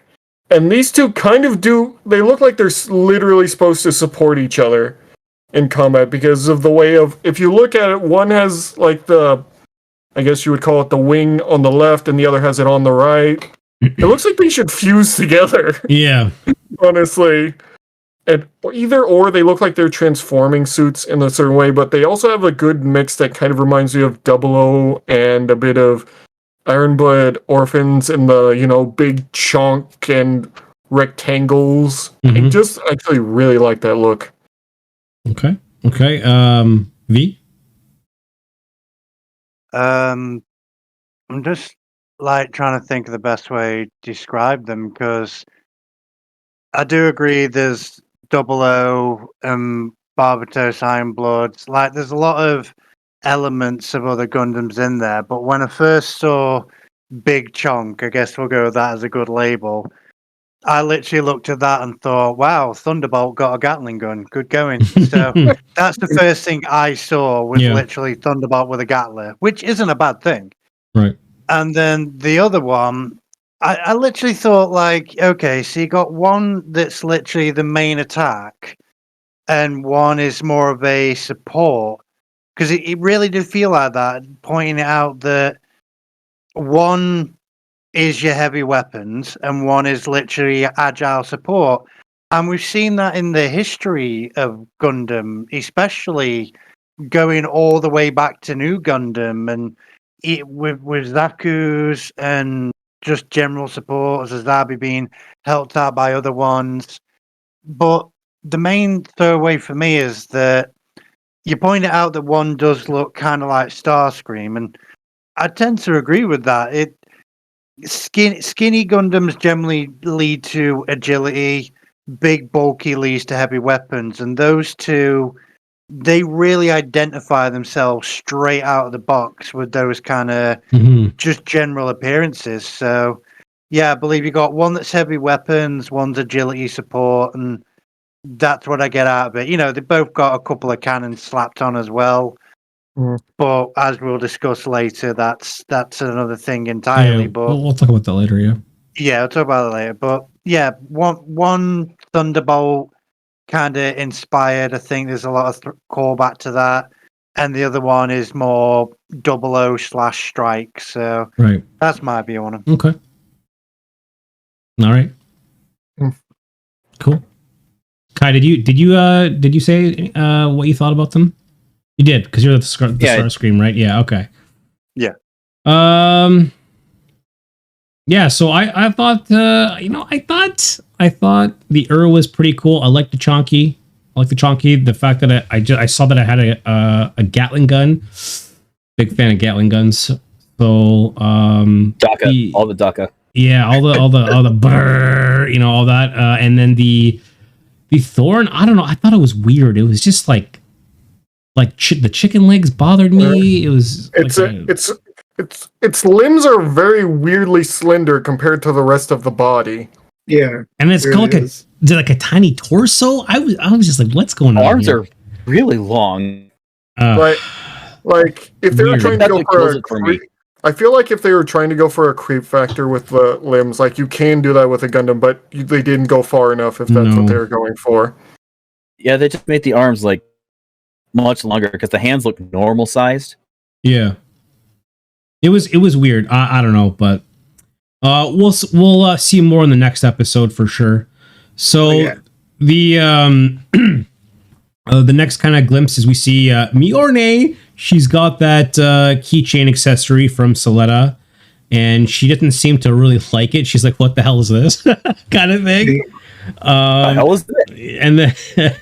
And then basically there's another quick scene saying with Shadiq saying that our target is Delling, and I hope like everyone else kind of like survives. Basically like let's try not get casualties. Let's just get Delling and call it a day basically. And he just it's so like nonchalant though. Like again, I hate him because everything he goes and says, and like when it's coming to like a big emotion, like you're killing someone, you're gonna assassinate him, and it's just like this whole plan. He never breaks stride. It's always like that little fucking smirk. You know what I mean? Like the little you think you're hot shit, but we all know how it ends up. Anyways, we get a scene where Prospera's being told we need to evacuate. There's an emergency, and Prospera's going all Chad, being like, nah. You know what we do need to do though? We need to activate the aerial, and we see like a very small glimpse of Ariel's new design, just a touch. So we know there's something different about the aerial, and right after that, one of like the cool. My favorite scene in this episode is we see the Thorn and the Ur. They fire these massive ass like laser cannons, and it's like the the hold F to fire the cannon basically, where it's just like a stream laser, and they're massive. I'm hoping that there is like some sort of weapon parts that Bandai does that's not P Bandai that comes out, or it comes with the kits, because those were fucking huge. And in that little scene there, we see Vim, like he's pissed off because he's double crossed, because he's like in the line of fire. So I want to ask you guys, question one is, what do you think of like this whole scene with the giant cannon? B, do you also agree that we need to see that big huge ass lasers be part of a kit, or like a weapon kit? And what do you how do you guys feel about Vim being double crossed? I'll start with JD. Oof. I don't know why. I feel like the double cross was something that was going to come. Yeah. Since we know it's Gundam, you always got to have a double cross in there. Yeah. Okay. Yeah.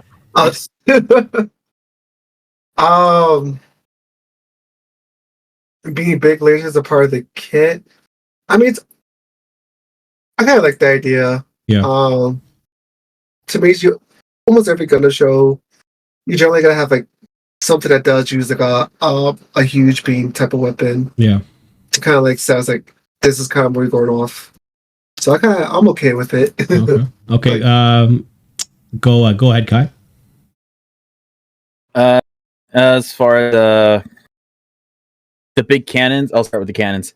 As far as the cannons kind of kit, I can definitely see Bandai doing that. And since it Witch from Mercury, I don't think it'll be P Bandai. Okay. But I wouldn't put it past them to do that. As far as Delling being betrayed, as like, well, what were you expecting? Vim being betrayed. Yeah, well, Vim, sorry. Well, yeah, with Vim being betrayed, Yeah. it's like, yeah, like, what did you expect was gonna happen with how you act around everybody? Yeah. Go ahead, Mecha Wolf. Like, it's very clear that this was going to happen. It's always the ones that go, yes, my plan is coming together, even though I'm right here. Yeah. V. Oh wait, sorry, Mecha Wolf. What do you think of the scene, and what do you think of the cannons? Yeah, I feel like we could use another can. I mean, it would be another drop in the bucket for Bandai, either way. Yeah. But I did realize something. While I was looking at the designs of the Gundams, the ones we already talked about, Yeah. I realized what they look like. They look like the Gundam 00 Commander from the battle log model, like the battle log from. Oh yeah. That's Yeah, what they were. the command. That one was fun. Yeah. Nice, chunky. V. What are your thoughts on those questions? Well, I have to agree with everyone else with them. It's just like there's always the double cross, but it's kind of like target on the back. You put one there, someone's gonna get you at the end of the day, and I think that's the biggest target there is available is them. Yeah. But when it comes to heavy firepower, of course, you're talking my music, my jam is heavy firepower, but. Yeah. I do have one problem, is that Bandai can release them, and I would love to see them on some kits or as an extra. It doesn't matter if they're P Bandai or Bandai. I think they should be Bandai because they've got one problem with them that I really despise for weapons that have that amount of power. It's that they're throwaway weapons. Yeah, they're one use. And there's nothing that bugs me more than, it doesn't matter if it's a Gundam, a gym, it doesn't matter what shows up and goes, oh look, my cannon is great, fires off one beam of it and then walks off, and it's like, well, what was that? What else have we got? But when I looked at it up close, because I did rewatch the final episode like 2-3 times because I did enjoy it overall, I would expect Bandai to release them, but to me, I'm just seeing a Starship Citadel style beam cannon in the shape of a brick. Yes. That's all I saw. I didn't see anything like, oh, some nice piping detail. So yeah, I wouldn't mind seeing them come out as a kit expansion, but I don't think you're going to get more than a brick with a nozzle at the end of the day. Good weapon by all means for the look of it, the general use of the firepower, but it's a brick. You know, that's what saddened me. It wasn't a high detail weapon by any means. I think it was intentional because it was going to be a throwaway, right? I think that's kind of it's literally a Starship Citadel cannon or beam cannon for a Starship, and all they did was put it inside a power pack, and the power pack is the base frame. So it's one big discharge battery is what it is. But they're still fun. Yeah, you're still gonna have fun with it at the end of the day. Still have fun, yeah. What? Wait, go ahead. Can I say one thing I just realized? It's a brick in the fact that it's literally the brick that broke the window. Exactly. Yeah. You can kit bash your own with a box of tissues. Okay. Oh no. It's true. The last kind of scene is we see Sophie getting super duper extremely excited because she sees Soletta Mercury, and she's like, Soletta, but obviously, Soletta can't hear her. So what does she decide to do to get her attention? Decides to rattle that beam Gatling gun, all around her because she knows that Soletta is going to run to the aerial. But I thought that was pretty cool, interesting. It got me excited for Sophie. The hyper fangirl. The hyper fangirl. Yeah. And the hyper fangirl is quite hilarious. I'm more shocked you just sat there and called it a what do you call it? A beam Gatler? Beam Gatling, yeah. Shame on you, sir. It's a projectile Gatler. You should slap yourself. Right what do you mean? Isn't it a beam? I thought it was. It's bullets. It's actually bullets. Is it actually? Is it actually ammunition? Yeah. You will actually hear it later in the episode. Oh man, you're probably right. Oh, I know in the next episode. Ammunition-fed Gatler. Oh my god, I'm embarrassed. I apologize, everyone. Go to the timeout corner. I was just too enamored with the fact of big chunky Gundam. I thought it was beams because it shot out like it was like blue. So I thought it was like blue beams, and I guess I'm wrong, but god damn, you can be forgiven because you don't really get that click on till later on the episode with things being said. But yeah, I know in the next episode they mention it. It is a projectile Gatler, which makes it even more deadlier. Oh, amazing, amazing. It is the next episode where they actually mention it is a projectile. Yeah. So guys, so go ahead. All right, I feel like I just have this for anyone in chat who's either going to say it or not. But the Fang for Sophie is, I gotta admit, just a bit cute. It was just like, okay, we got Psycho Girl with a Fang here. Okay, so this is gonna be somebody's day. Yeah. No, I gotta agree though. It is like the stalker grade hyperactive we watch you on Twitch fangirl, Absolutely. Yeah, I can finally see you up close, Psycho. I love how they add the little touch of the fang, the one-sided fang on her face. I love when they do that with characters. The ovalet fang is adorable. I always like it. Psycho. I always like that design. So guys, let's start with V here. What are you giving this episode out of 10? It kind of was a bit slow to start. Just it did bring out a lot though in plot setup and just general surprises like this happening and things you do expect to happen. It gives you what you want to see. So I'll actually give this one an 8 out of 10 because it gets the ball rolling very well for the next episode, but it also holds it own. So I'll give it an 8 out of 10. Okay. Mecha Wolf Unit? I will give it 9 Bulletron Gatling gun at the aerial. 10. Okay. But yeah, I really like the start into seeing these. But honestly, I always like seeing a new Gundam as long as the design isn't anything like Turn A. And overall, overall, seeing this plot finally start to move forward is nice. Yes.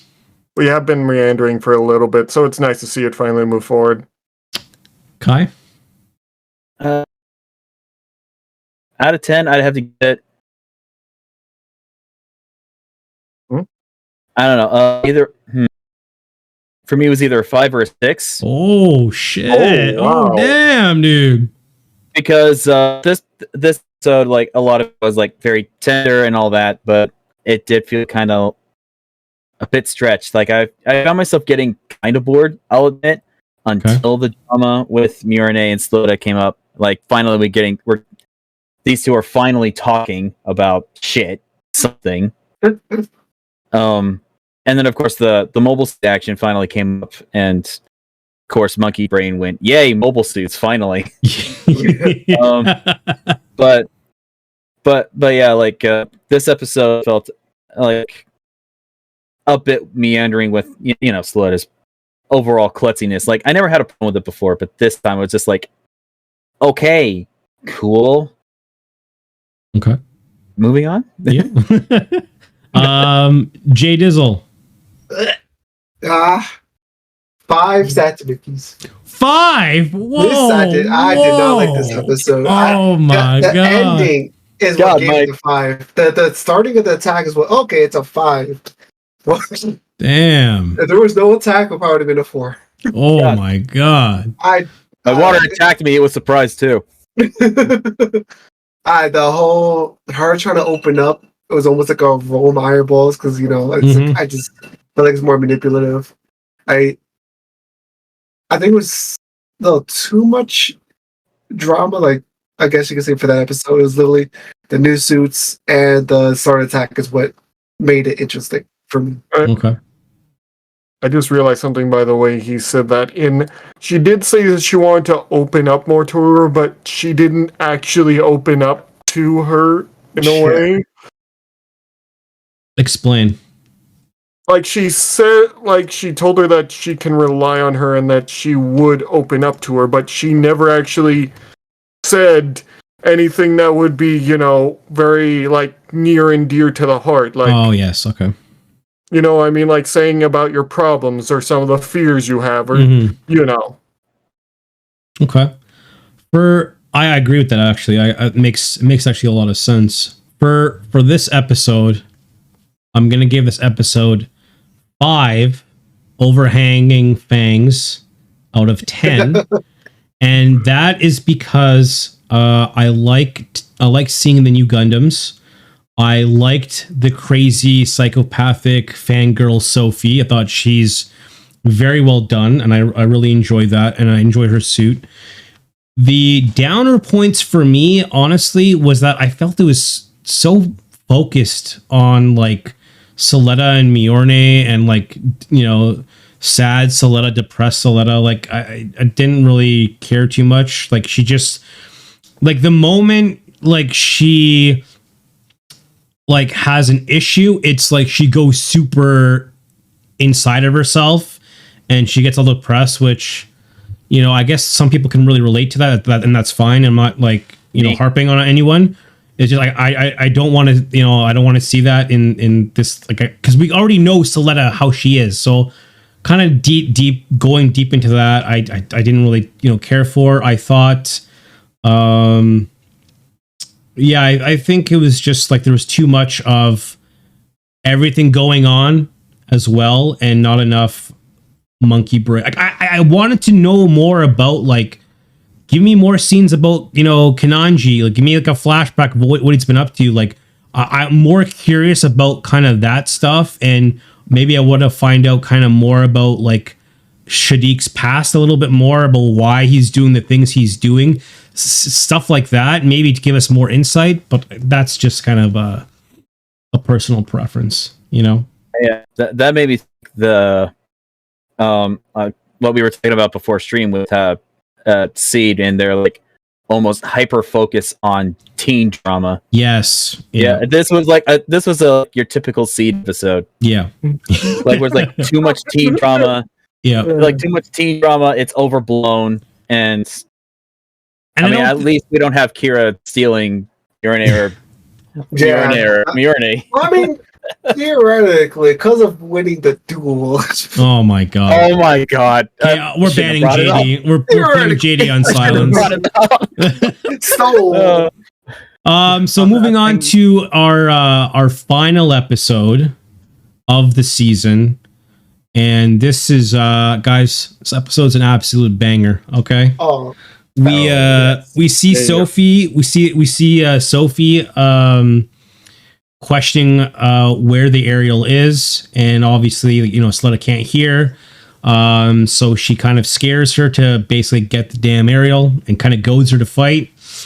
I like how the next episode, again, Prospera is just like super calm, like no PTSD from like the past, where her husband died and all that stuff in the prologue. She's just calm and chill and like, yeah, don't worry. Like, Selena's going to come and she's going to rock this aerial and everything is going to be fine. It's like the Selena's just like, I feel like Selena is the, what's it called? The emergency, in case of emergency, break glass. It's the aerial and Selena. Am I right? Like, am I thinking crazy? Like, I feel like this is one of those moments, A combination of that, and maybe instead of being PTSD, it's more of, this doesn't shock me. Instead, like the opposite.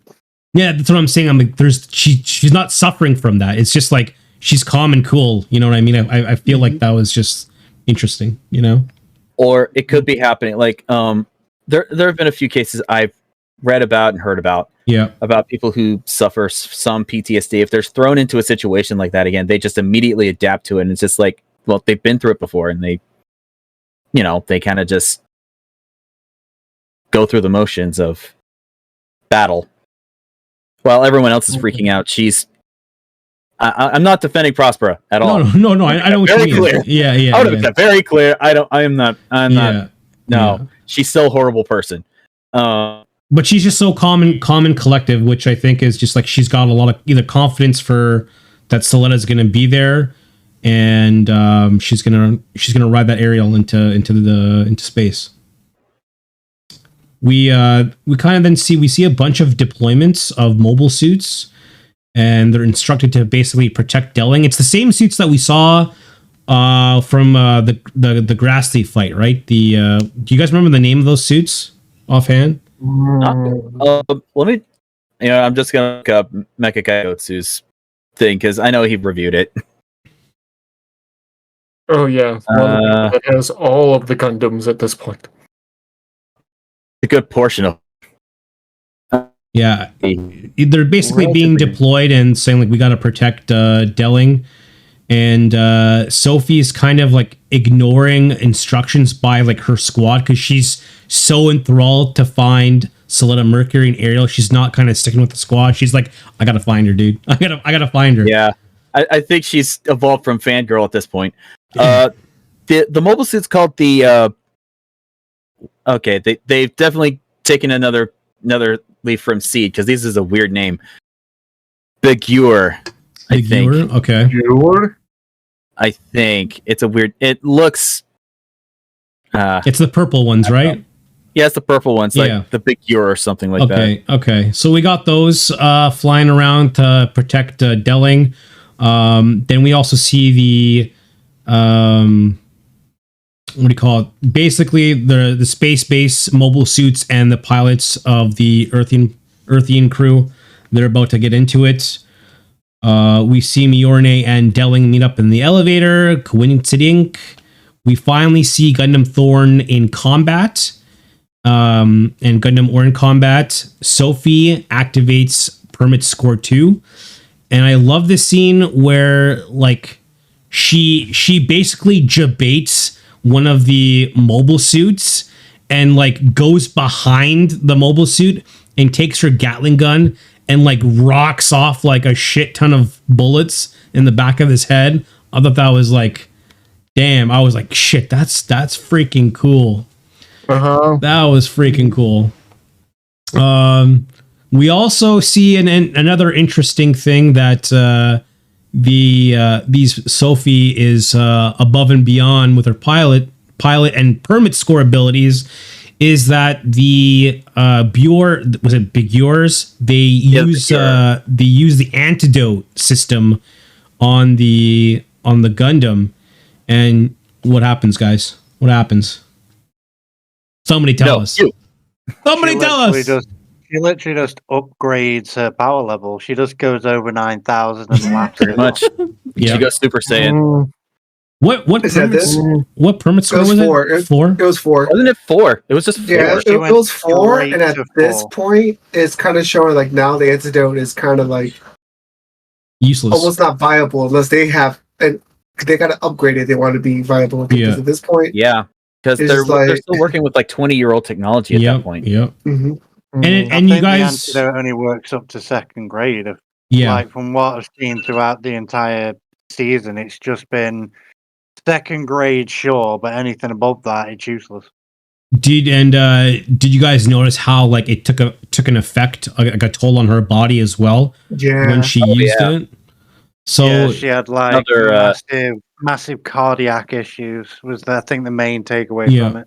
Heavy breathing, cardiac issues. Mentioned that she's got like super hungry all of a sudden.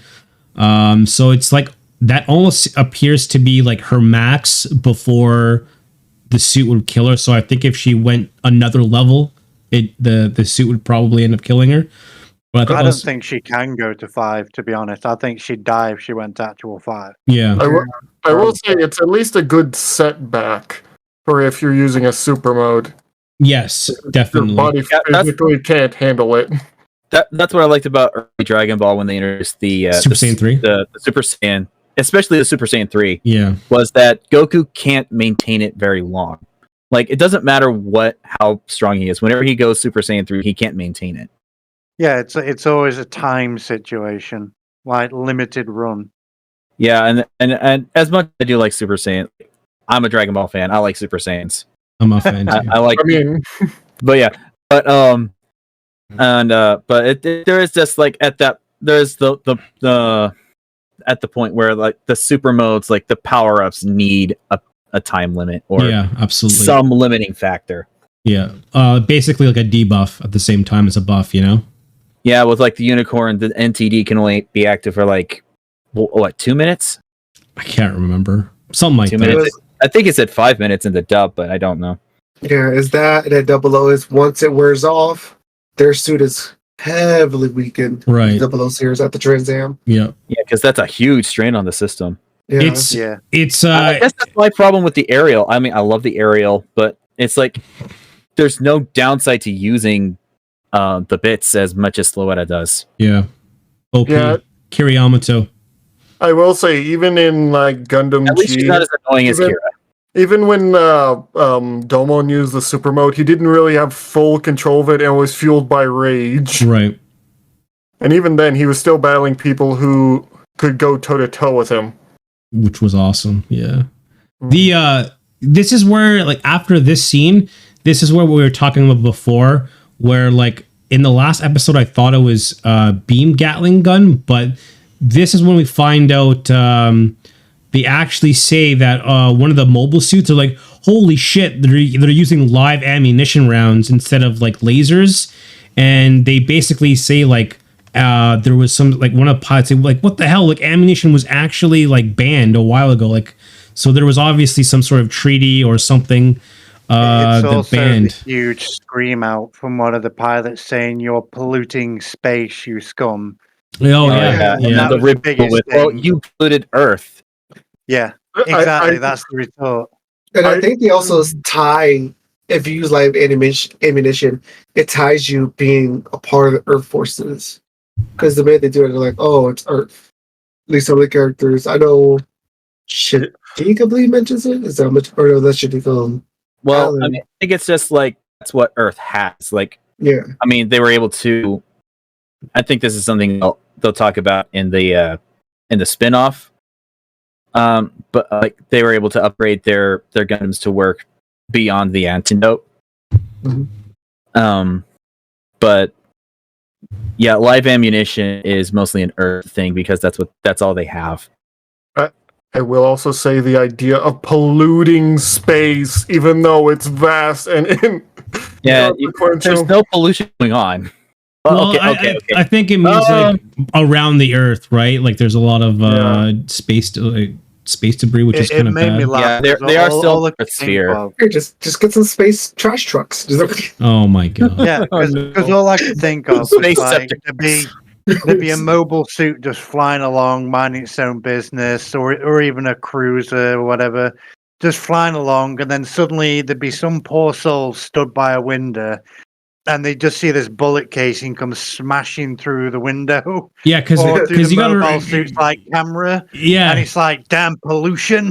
because you guys got to remember, right? Those things are not just like if you're near an atmosphere; those things are just floating around. They're like actively gaining speed around the atmosphere, the orbit of the Earth, right? But I don't know, like, yeah, if we've it's the got same it in here. like real life orbit from NASA's. Yeah, Even the ISS, when that pumps out pollution, I wouldn't say pollution per se, but if someone wants to take a dump on the ISS and it It has to goes go out one of somewhere. the tubes, it's like, right, so now you've got like a 600,000 kilometer an hour bloody turd going around the.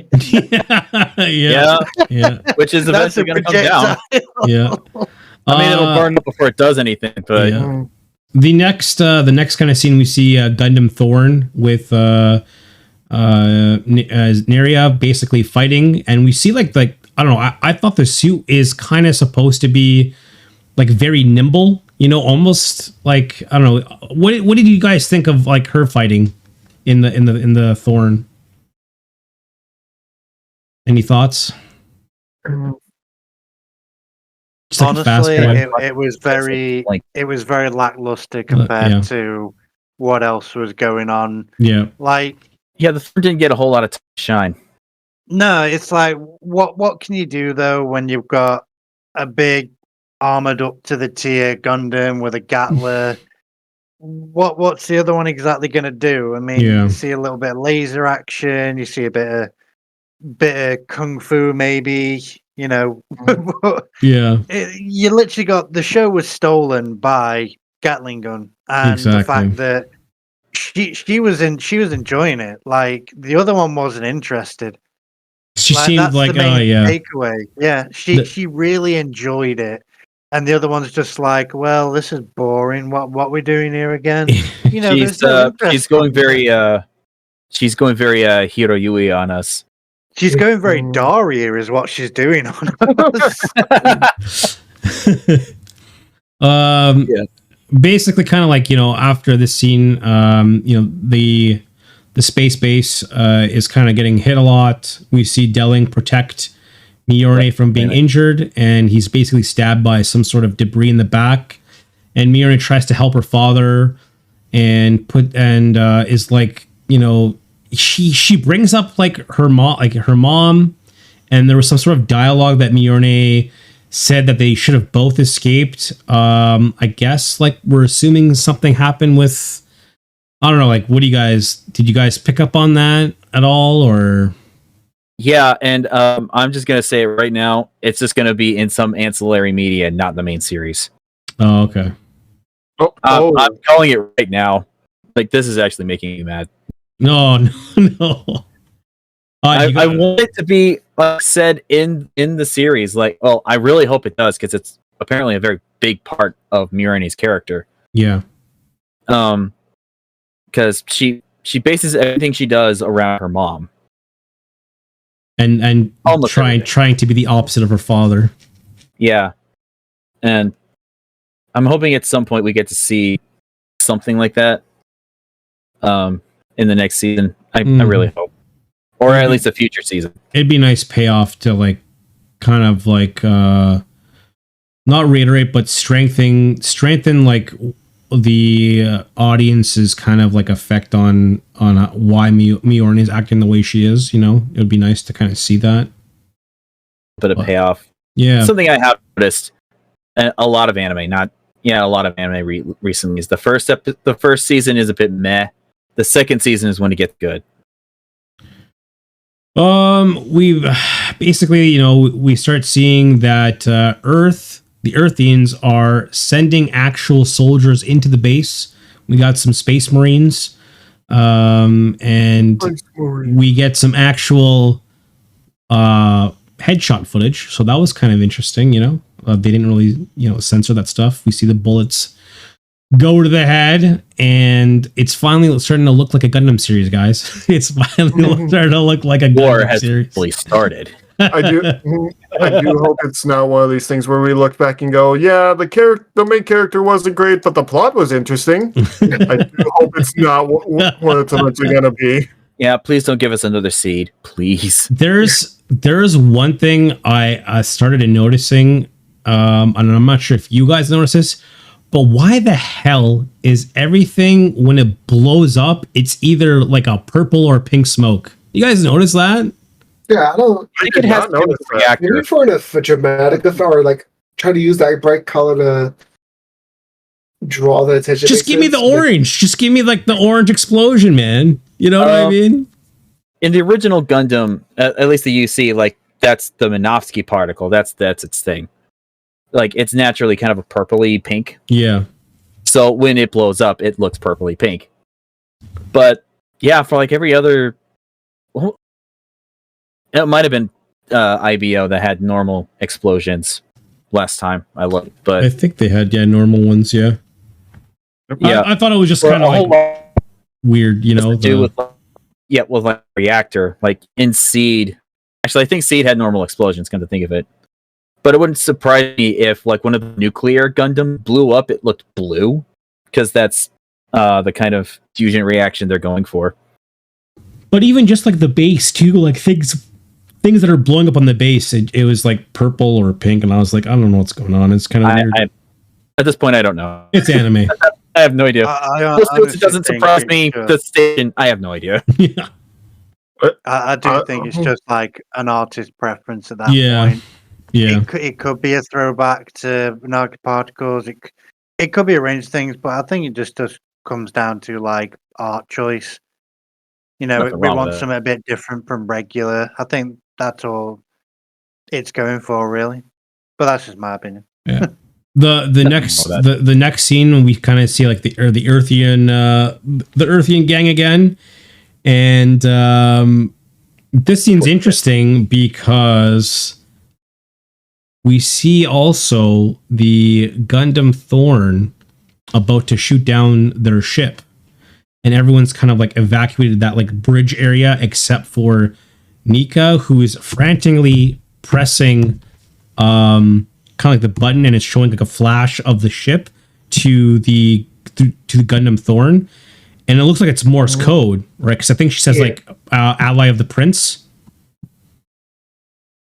and I don't remember which like the Earthians, the Earthian gang, the kid's name who saw Nika do that, but Isn't do you guys that was worrying about the butt? Yeah, I just don't know his name. I can't remember his name off the top of my head. But do you guys think he like knows that knows what she did, or is just like, because he seemed like in shock rather than like, oh, what was that? Like out of curiosity, it was more shock than curiosity. So like, I don't know. Do you guys think? I feel like it was more of like he figured ish, like pieced it, like what just happened. I think when you got a Gundam staring at you through a window and then it just flies off, it does tend to put a big question mark of why are we still alive? Yeah, But he does say, "What did you do?" Like it was not like oh, what did you do? It was like, what did you do? Like, do you know what I mean? Like a different tone. Like you done fucked up. Like the accusatorial tone, like, yes. What have you done? Yes. I'm not sure about accusatory.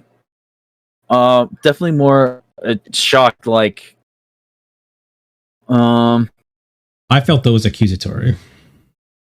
I don't know. I wasn't it's Japanese. It's a little hard to tell sometimes. Yeah, I guess. True. For me, like when I was reading the subtitles, and just the voice in my head was just more like a shock, like how the fuck did you know to do that? Right.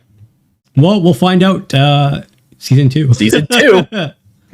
At least April's coming up soon. Yeah. We get to the next scene where we see Vim is basically back on a ship, and he's going to be using the Delanza and a couple other of, I think it's like a couple other of pilots follow him in other Delanzas, and we see him shooting at the Earthian ship where Ghoul's at. And I find it interesting that Ghoul's like saying, like, the first thing that pops into Ghoul's mind when he's like, oh, the base, that's where Soletta is at. And I'm like, what? Where is this? It feels so out of place. Like, it feels weird. Like, I don't know. Do you agree? Like, I don't know. It was weird for me. I think Vegeta brain kicked in for him. The what brain? Vegeta. Oh God. And it's just like, when I was watching it again, the first time I watched it was like, oh no, he still has some feelings for her. But the second time I watched it, he specifically says, move past her. Like, he wants to pass her in skill. Okay.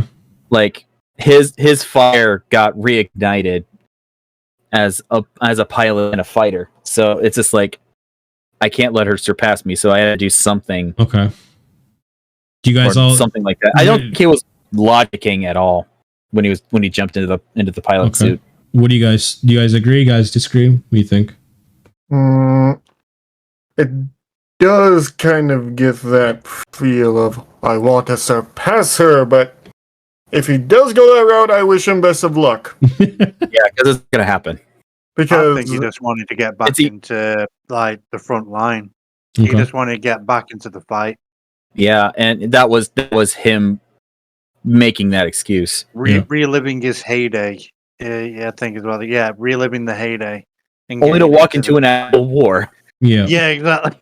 So we see him. He steals one of like the older Jiturk model. I can't remember what the model, the mobile suit was, but it's an older Jiturk manufactured suit. He flies off into space, and we find out he's fighting his father in the Delanza. And I felt like this fighting scene really demonstrated Ghoul's piloting skill. Like, holy shit! Like we see him do like the joystick wiggles. Like, it kind of looked a bit ridiculous, but when you see it, like what he's actually doing outside, and you get a glimpse of his mobile suit, how he's dodging and he was activating different thrusters at the and it was just like the maneuverability and what he's doing. I thought that was like, holy shit! Like, you're screaming and shit, but you know what you're doing. Like, I thought it was like crazy, you know. Yeah, he's doing that with an old suit too. And against the a brand new Delanza, which I thought was, again, absolutely nuts. Yeah. And he ends up with one arm, by the way, the mobile suit only had one arm, defeating the Delanza by stabbing it in basically where the pilot is. With an arm best blade. With an arm blade. Yeah, exactly. And we find out that it's actually Ghoul finds out, we know, but Ghoul finds out that it's his father, and his father says, "Is that you, Ghoul? So you were okay, Ghoul. I've been searching." And then kablooey. Tell me what was going through your minds, guys. I'll start with JD here. Oh, it was because you know how he's throughout this season, you realize like he's very attached to his father. So yeah. And he was always trying to impress his father, even though it always felt like it was the opposite. So for him to hear him say he was always searching for him was probably not like a praise, but like showing that his father did care. Yeah. To the hearing that, to the him blowing up right in front of you, that you did it. Yeah. He's probably gonna have PTSD or like some kind of trauma after that. Yes. And I actually have that scene pulled up right now. His line was, when he mentioned Soletta, was actually in that fight. Was he wanted to move after Soletta? It wasn't surpassing. It was the lines was, I was trying to move forward after you. So I think he wants to try and like show her But then, like, that's what his mental thought was Okay. into the stabbing blow, into that. Just, I think it was just overbearing in his head. That's why then he ended up screaming. Right. Uh-oh. Oh no. Go with Kai. First, I actually want to talk about the sound design about this. Like, we hear the buildup of the reactor about to blow up, and then the sound just cuts out. Like we're immediately from Guel's perspective. Yeah. Because there's no sound in space, Right. and then it's just boof. We don't Yeah. hear anything else. Then him screaming his head off about everything. Like, the man's gonna have some PTSD, and he is probably going to. I'm not sure unnaturally, but definitely in some ways going to really link that back to Silhouette, especially with like that idea of wanting to show her. And, How, like, how did you feel about the whole scene there? I think Vim did in some way feel like he cared about Guel in his own twisted way. Yeah. But I don't know how to feel because he wasn't actually looking for him, so I don't know. Yeah. Vi, go ahead. Vi. Don't know whether I want to look at it from like, because the story of sons killing fathers is so repeated lately, not just in Gundam, but Yeah. it's become a cliche. It's like a joke format of basic writing. But Damn. Yeah. saying that, being brutal, the combat scene kind of made up for it because you get to see veteran versus instinctive combat, I like to call it. Oh, I like that. I like that. What I know, instinctive combat, because he's panicking every 2 seconds, but he's still operating the suit in a, tactical and smart manner.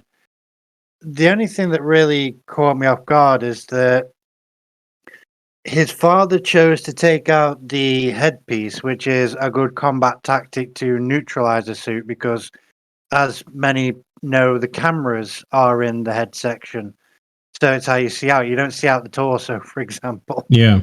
But the moment that I saw his son stab into the suit with the wrist blade, I was like, that's either a really smart combat move or just sheer desperation to stab at something, and it's just a lucky shot. But overall, the scene didn't really lack too much emotional grasp to me because I was just like, okay, he's going to start screaming now because he's killed his own father.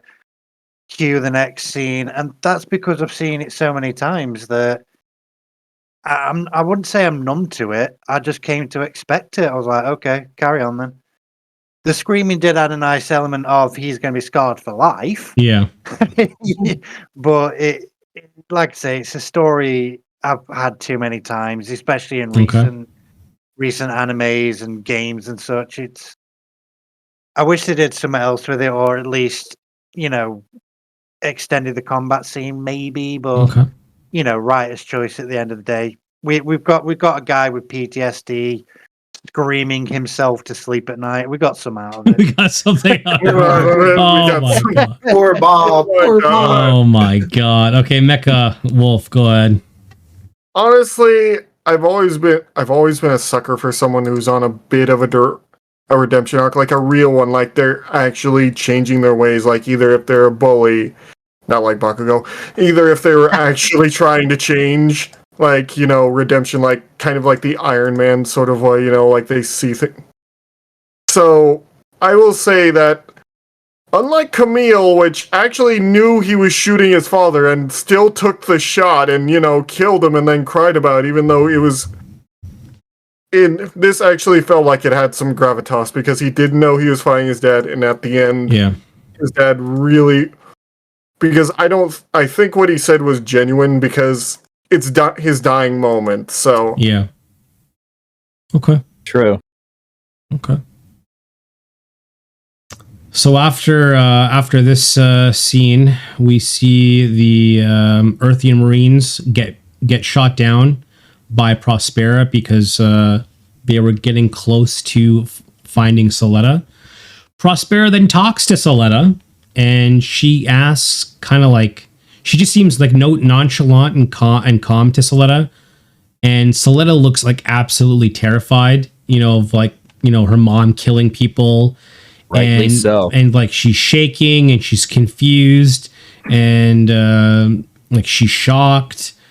However, as Soletta tries to like interrupt her mom, Prospera like cuts her off and tells her, if you run, you gain 1. If you move forward, you gain 2. And then she kind of like, it goes from like her eyes like kind of going, like how you have the dramatic effect of where like you're in severe crisis in anime, where your eyes kind of like, they do like the sporadic movements from like up, down, side to side. We see that kind of like she snaps out of that state and her eyes actually like focus and kind of glint a little bit and like shine. And she goes back to like kind of like her normal self after that's kind of said. And I don't know, like, what do you guys think of this scene? I actually have the answer for this because someone revealed it to me in the manga. See, since she only ever has Ariel to talk to, and she only ever like did Sims with them, she treats it all as a game.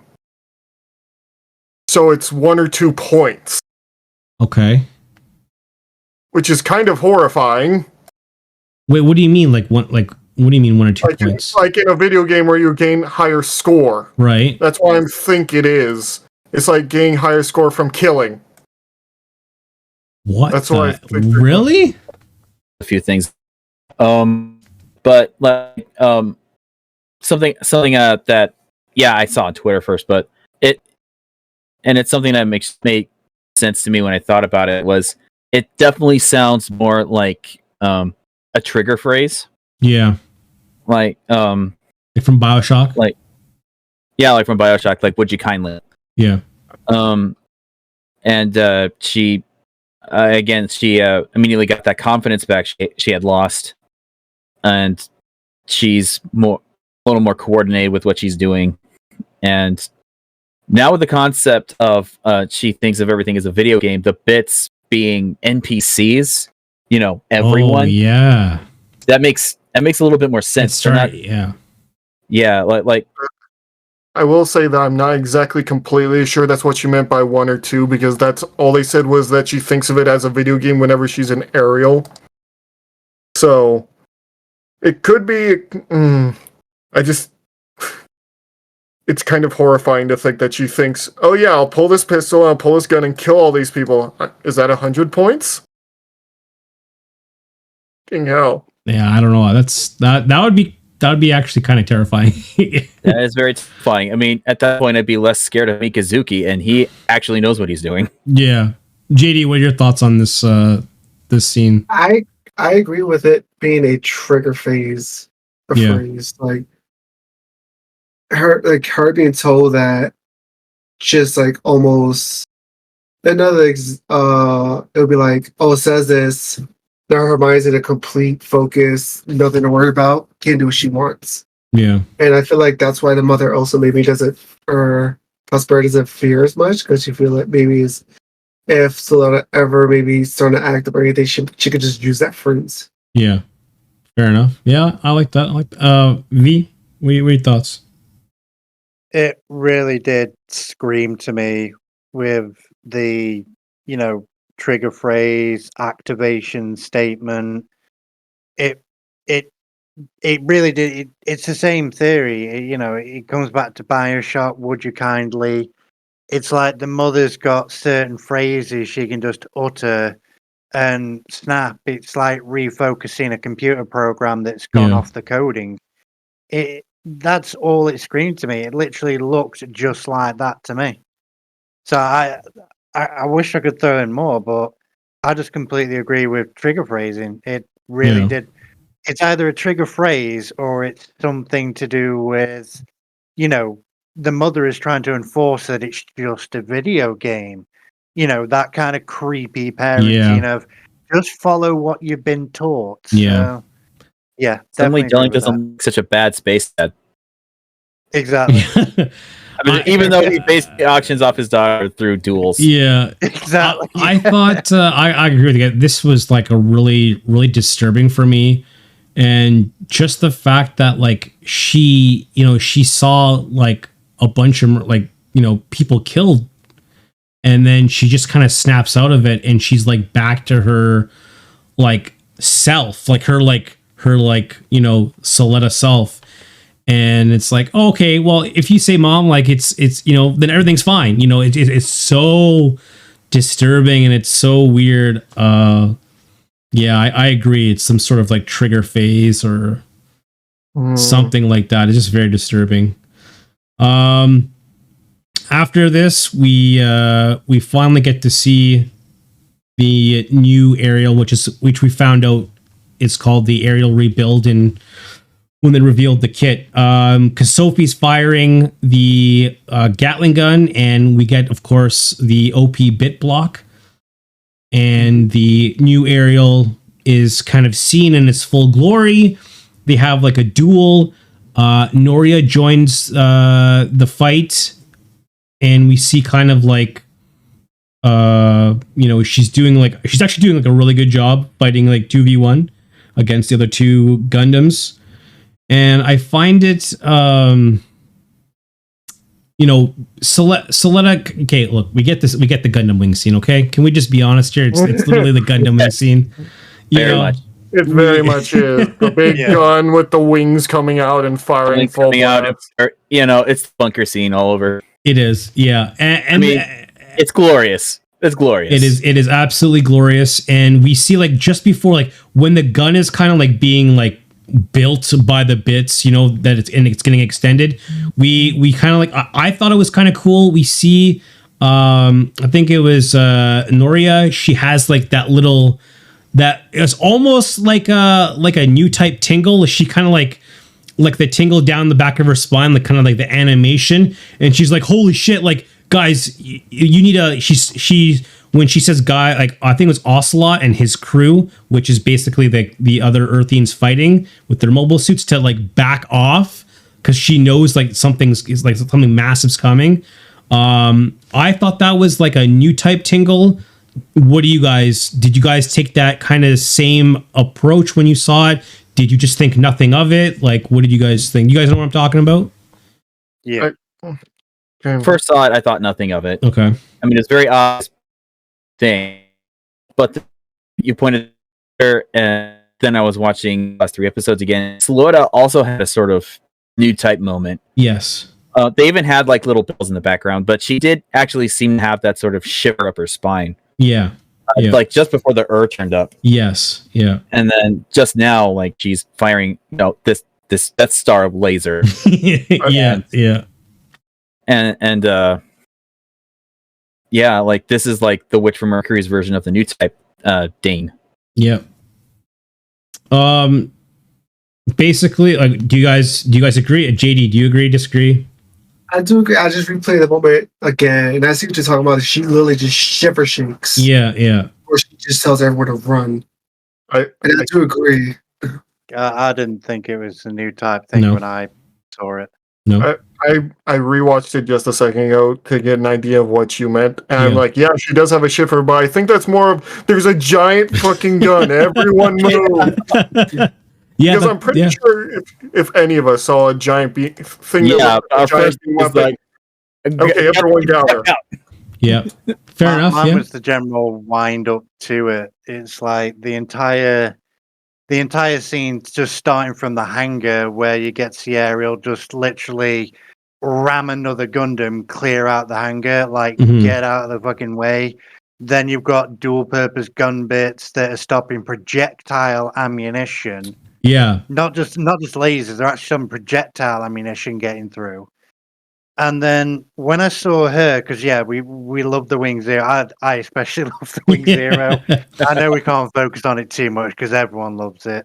Yeah. But I didn't think it was a new type tingle because I actually focused on her face more than the body action. And I thought it was just absolute fucking fear. Okay. Like, of seeing not just this big gun, But the fact that it didn't just extend, but the gun bits that had been stopping everything they've done to attack Ariel has now just weaponized and is aiming towards their general direction. I thought it literally looked like absolute terror going through a human being, is what I thought. And it's because of her face. It looks like sheer terror. I also think this kind of shows like their lack of seeing a lot of combat, because if I was a veteran, I would be and I saw that was happening, I'd be firing at the Ariel to try and to get her bits to activate to protect herself and not let her have that beam rifle form. So that was kind of like, I feel that was a bit of their lack of combat experience. Second scene before that when they shotgun blasted, which to me makes me think of they've blown a form of like ammunition dump. Oh, right. At that point. So I think that's when she took advantage of it. And that's when you see the cannon formation. Right. So I think it was just a momentary, that moment she took advantage of, and then, Wing Zero, woohoo. Yeah. But the more impact is that she is absolutely terrified because she realizes, right, look at everyone on the battlefield. Has anyone actually got a shot at Ariel? Yeah. No. Oh, shit. Be terrified. Get the fuck out. What the fuck is about to happen? Yeah. Yeah. So that's why I think absolute terror. Although I do also, now you mention it, a new type tingle. I would agree with that as well. But it's the facial reaction that makes me think sheer terror. Okay. Very good points. Very good points. After we see like that amazing burst of Wing Zero energy, we see Captain Kanenji arrive with other space mobile suits, and then Earth basically is like, okay, we gotta go. I love his line. I love his line so much. What does he say? The only thing that hit the mark were my feelings. Were my bad feelings. Just like, oh my god, what a passive aggressive way to diss your gunners. Yeah. But there was also a crucial line there before that really made me perk my eyebrow, because you literally get the line, it's not supposed to be a weapon, but it's that powerful. Yes, I remember that line. And that literally made me go, what? What is it? Is this a propulsion engine? Yeah, it's supposed to be optimized for the duels, for which they're not supposed. They're like underpowered. Yeah, they're the school duels. Yeah. Damage. So it kind of makes you think that, has Ariel literally breached their own restrictions and said, right, just discharge at full power? The limiters have come off. The limiters have come off. Yeah, like there's no strings on Ariel now. It's like, right, do what you want. Yeah. Giant cannon. It does make me it does make me think that how much powerful could the others be if they were off the limiters, because this makes it sound like Ariel is actually cheating. Well, she is cheating. She is. When you say either the other one's limiters come off, can their body even handle it for the other two Gundams? If we're trying to go that route. I mean, look, guys. Obviously, she's cheating. She's got the bits. Okay, like let's be real. Once a Gundam pilot gets bits, then they're unstoppable. Unless you're Char. I mean, you start off with bits. Where do you go from there? I don't know. Trans M. I don't know. Season 2. That's right. So before we get to like the big scene, this basically kind of means like Shadiq failed. Do you guys think he's gonna get yeeted into space? No. I mean, no. He had this huge smile on his face, like, oh yeah, oh well, better luck next time. Do you think he's? Do you think he's with the Earthians now? Like, do you think he's like gotten off the? He was always with Earthians. No. I mean physically now. Oh, you or think he's still the like school. with the Earth House now, or you think? No, not Earth House, but he's going to Earth. He's like regrouping with Sophie and that group. Yeah. I can see that happening. Like he realizes his position. He fucking hired them. They failed though. Yeah. Like his position here isn't safe anymore. that it would be. He's gonna go back there. You two pilots. Now you're my harem too. Oh god. Yeah, that's the big question. yeah. Does Sophie and Noria join Shadiq's harem? Not from the way that Sophie's been talking about Sloetta. No. Not at this point. After Not that at this shot, point. after that shot, Sophie goes from fangirl to obsessive Oh to my obsession of Solana. To- Yeah, that Oh, laughter God, is not normal. Yeah, and well, then she calls her One-chan. I'm like, Oh my god! every time. I Ew. like even the second time. The second my time God, is no. just as cringy and okay, not cringy is not the word I want to use. Disturbing. Disturbing, yeah. That's the other side, yeah. Because cringy is just like, oh no, please no. Yeah, This one is just like, holy shit, Yeah. she's crazy. yeah. Yeah, you knew what they were doing. You don't just go One-chan. Exactly. Like one does not simply say One-chan. Yeah, exactly. after I was Exactly. getting blasted by a bean. Yeah, I know. All right, guys. Oh my god, no. We get to the after credits here. The best scene. Yeah. We see Soletta is looking for Mjolnir and finds her. Mjolnir is about to get shot by an Earthian Marine, but Soletta turns that Earthian Marine into tomato paste with one of the biggest and most memorable facepalm slaps that we will ever see, because it was a big ass aerial slap that literally turned the Marine into tomato paste. What was your reaction here? I was like, oh, honestly, it was like, hey, yo, with the slap. I think I had no thoughts. My eyes just turned into dinner plates and my mouth just hung open. I was like, oh, Nani? that was the most graphic thing they've done yet, and I love it. With the arm floating by, too. Yeah, Have we ever seen in the Gundam series where like someone like we see like the foot, stomp down on someone? I think in the original Gundam series, but I don't think we've ever seen anything like this graphic ever in terms of a stomping, right? Yeah. I think the closest we've got is there's in Victory. There's a part where for some reason they're trying to distract this one kid with like bikini girls. I was just thinking that. And he pulls out a beam saber. Yeah, and just like I remember that. disintegrates. Vaporizes them. Yeah. There is a scene in Thunderbolt Winters where they do an almost similar thing, where a Jim actually holds a beam saber over some people trying to suicide bomb, Yeah. and literally activates it while one of the scientists is running towards Yeah.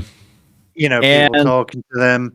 And Right. it isn't bloody, but it is a truly harrowing scene. Right. It's right. that kind. It's I kind love of that energy. scene. Like that shock value was there. Like, Yeah. oh my god, this thing's a weapon. It Plus, was there is also in the same movie at the very start when they steal, I think it's one of the Rick Doms or some variation of it. You literally see a pilot get shot straight through the head, and then he just gets into the pilot seat and steals it. yeah. I just So you have got some quite gruesome, but nothing as high gory factor Right. as what we see there. Yeah, because we see like the arm kind of floating by, A bit of blood spatter on bit her of blood face. spatter. We see kind of like Soletta, like she's like back to her like her klutzy self. She like slips on some blood, and it's like no big deal. Her hands like drenched in blood, and she's like, "Oh hey, Miura, I'm here to save you," basically. And it's like Miura's reaction is of absolute horror, and she's like, "Murderer." What do you guys think is more disturbing? The actual fact that how Soletta is reacting to like, oh, it's just like just tomato paste on my hand, or the fact that the man got slapped by the big ass Gundam man. What's more disturbing? I will say the first thought I had was, God damn it, he missed his shot. He should have taken the shot sooner than Oh just my. waiting and seeing the Gundam. Word. I'd say her demeanor, like her brain is just completely like on the on that phrase, like she can do no wrong. Yeah. That phrase has made her think that whatever she does is a good thing. I will She say can't see it.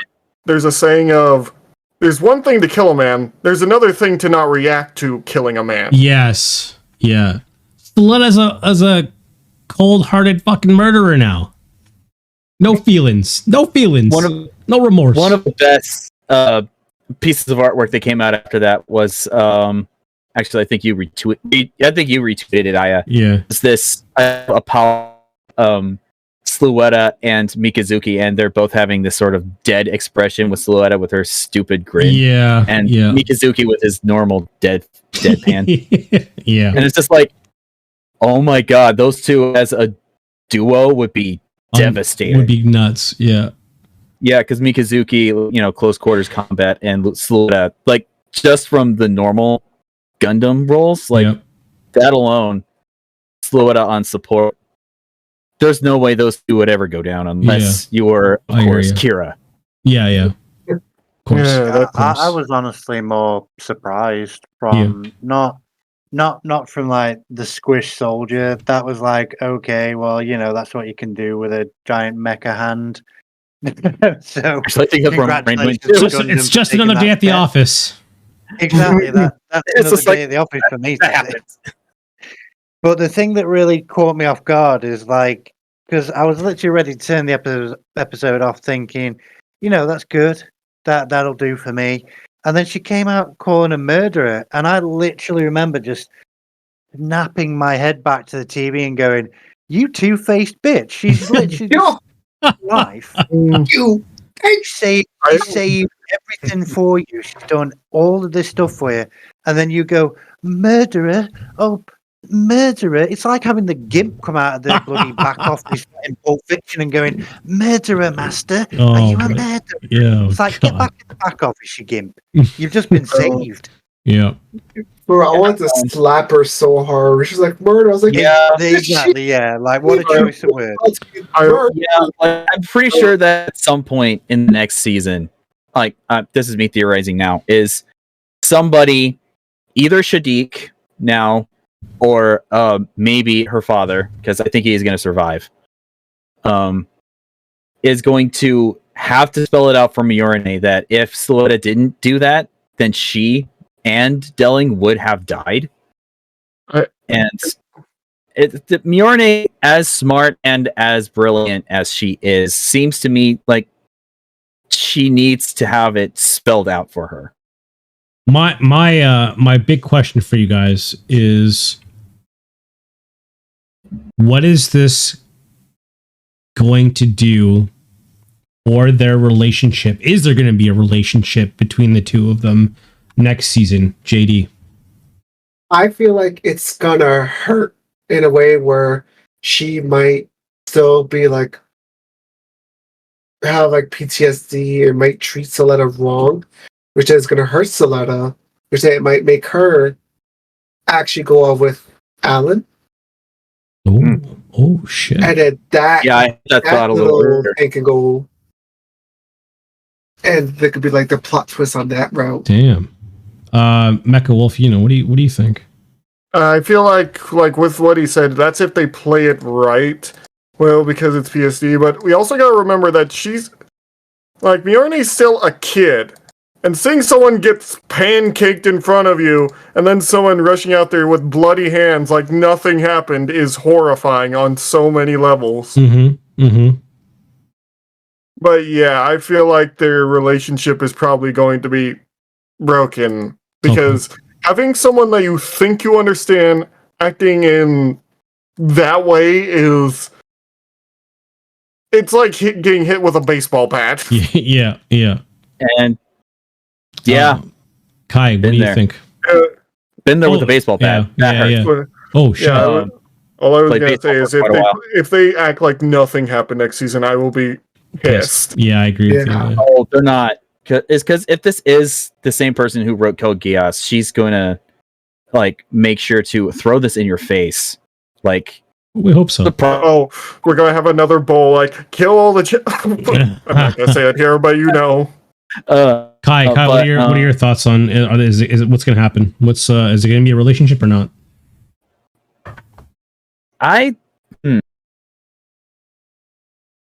Honestly, I'm just waiting to see what happens, but kind of just based off of a poster for season 2 and kind of just what's been going on around here is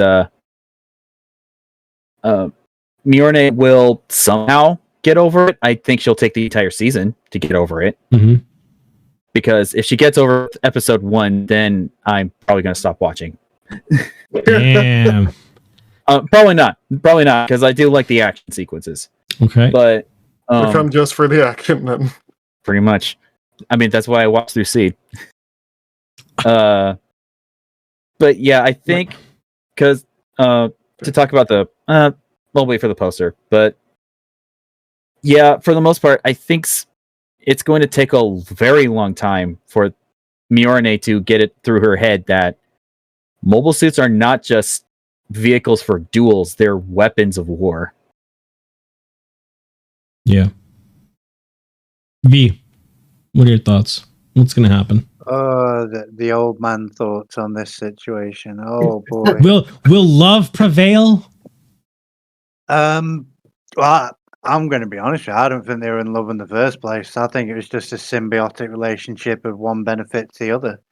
One offers stability, one gets an advantage of it. But that's because they are, like you said before, they're kids. You know, Yeah. it could spruce into love. But the main thing I think needs to happen is that one of these two is going to have to grow the fuck up and actually understand what's going on. Now, I say that as kindly as possible because one has literally come from a stimulated background, is what I'm going to say. Mummy's girl with a simulation. The other one has I don't want to call it a daddy's girl complex, but she's always got something to prove. Yeah. Now she's done the whole start a business thing. She's done all of that, but the problem is, it's that one word that really caught me off guard is calling someone who saves your life a murderer. Now, yeah, it was a bit gruesome, but you know, if someone's got a gun pointed, it's that situation of, you know, it's only a trigger pull away to be killed, and I'm just like, I believe and I do hope it does actually lead into this really in-depth character building where you get to see them grow up and not just, you know, like physically, like it's been 2 years later or whatever, but actually mentally mature and build off that character, and then, you know, love can come from that. But that's just me liking characters that get traumatic events but build off them instead of just getting trauma and screaming because they accidentally killed the father. Yeah. Not picking on anyone in particular when I say that. Right. Camille. I do believe they can build off that now and make a tremendous pair of characters if they want to, and I really hope they do, because there's such a good broad spectrum of things they can do now, as long as they don't just, you know, base it all on a traumatic 5-second event.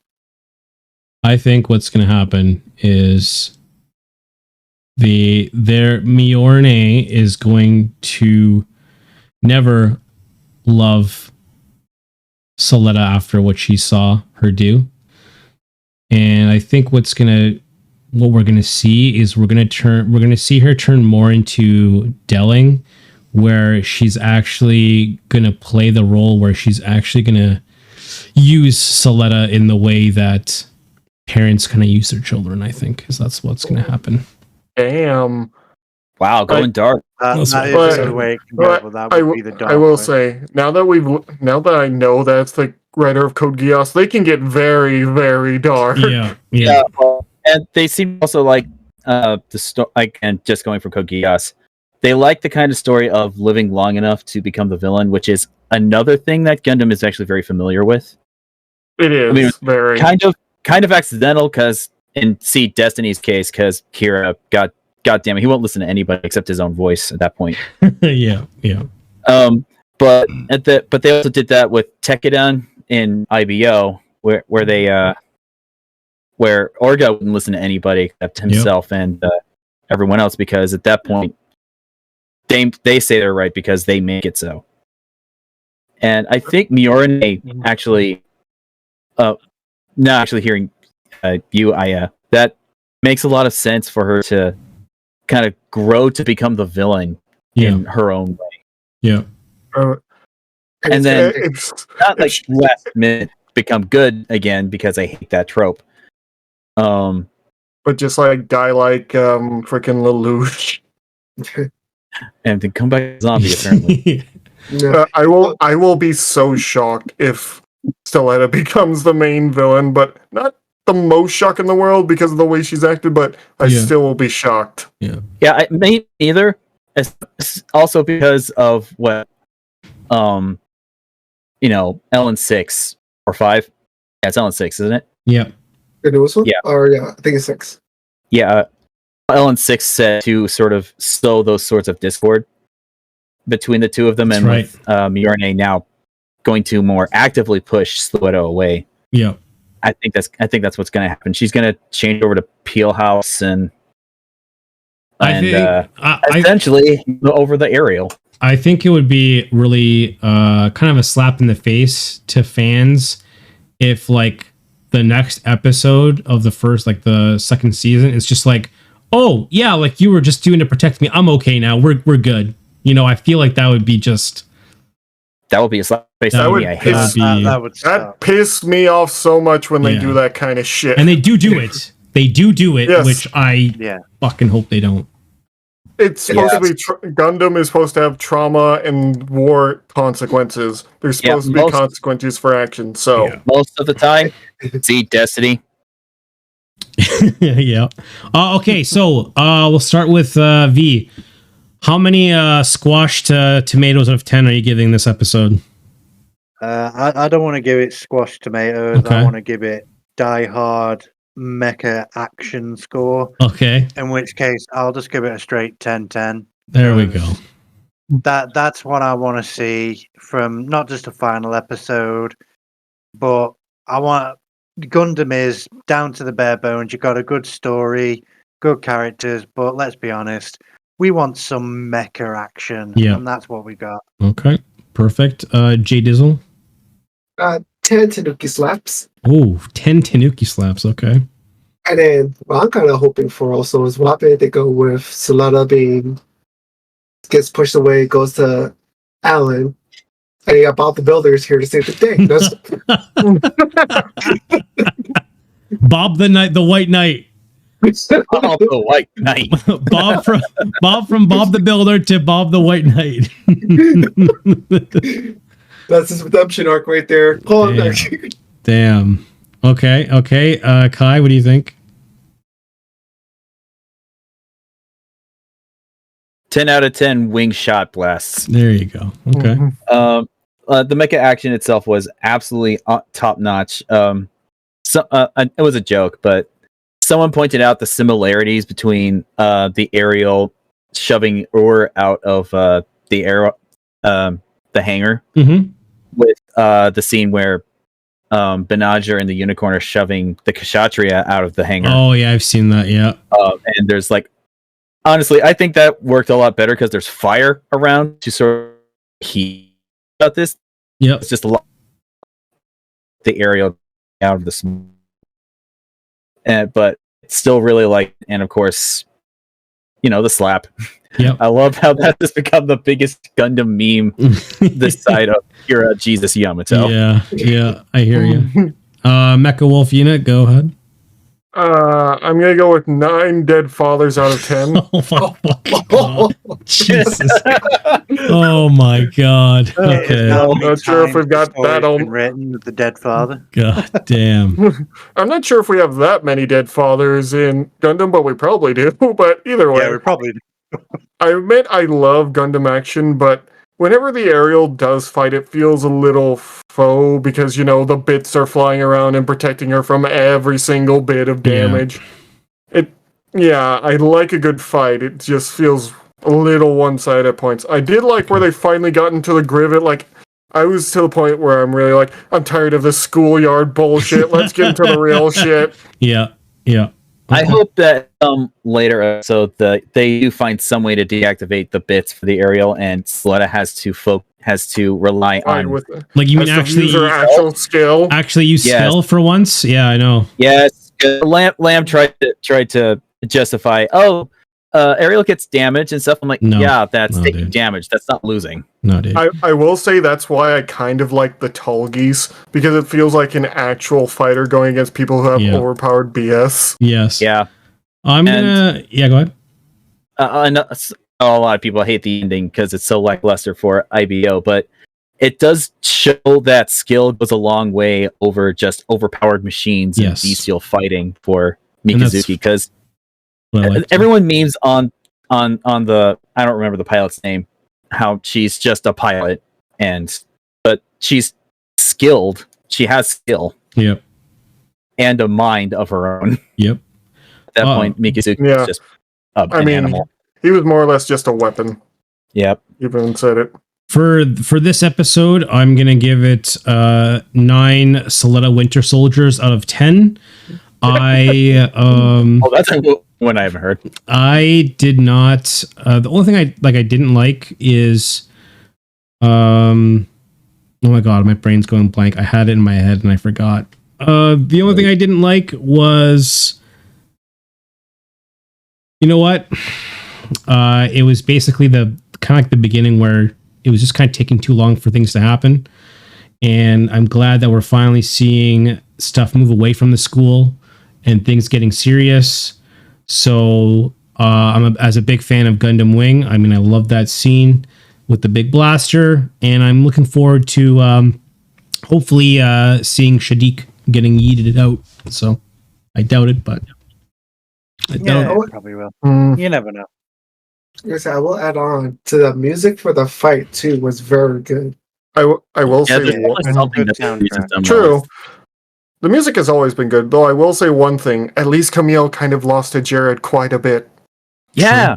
Yes. And like at the beginning, when Amuro and Char were fighting, and even after Amuro lost consistently against Char. Yeah. And even when they become equal in skill, Char's still able to hold his own against Amuro when he's in these overpowered machines. Yeah. Yeah.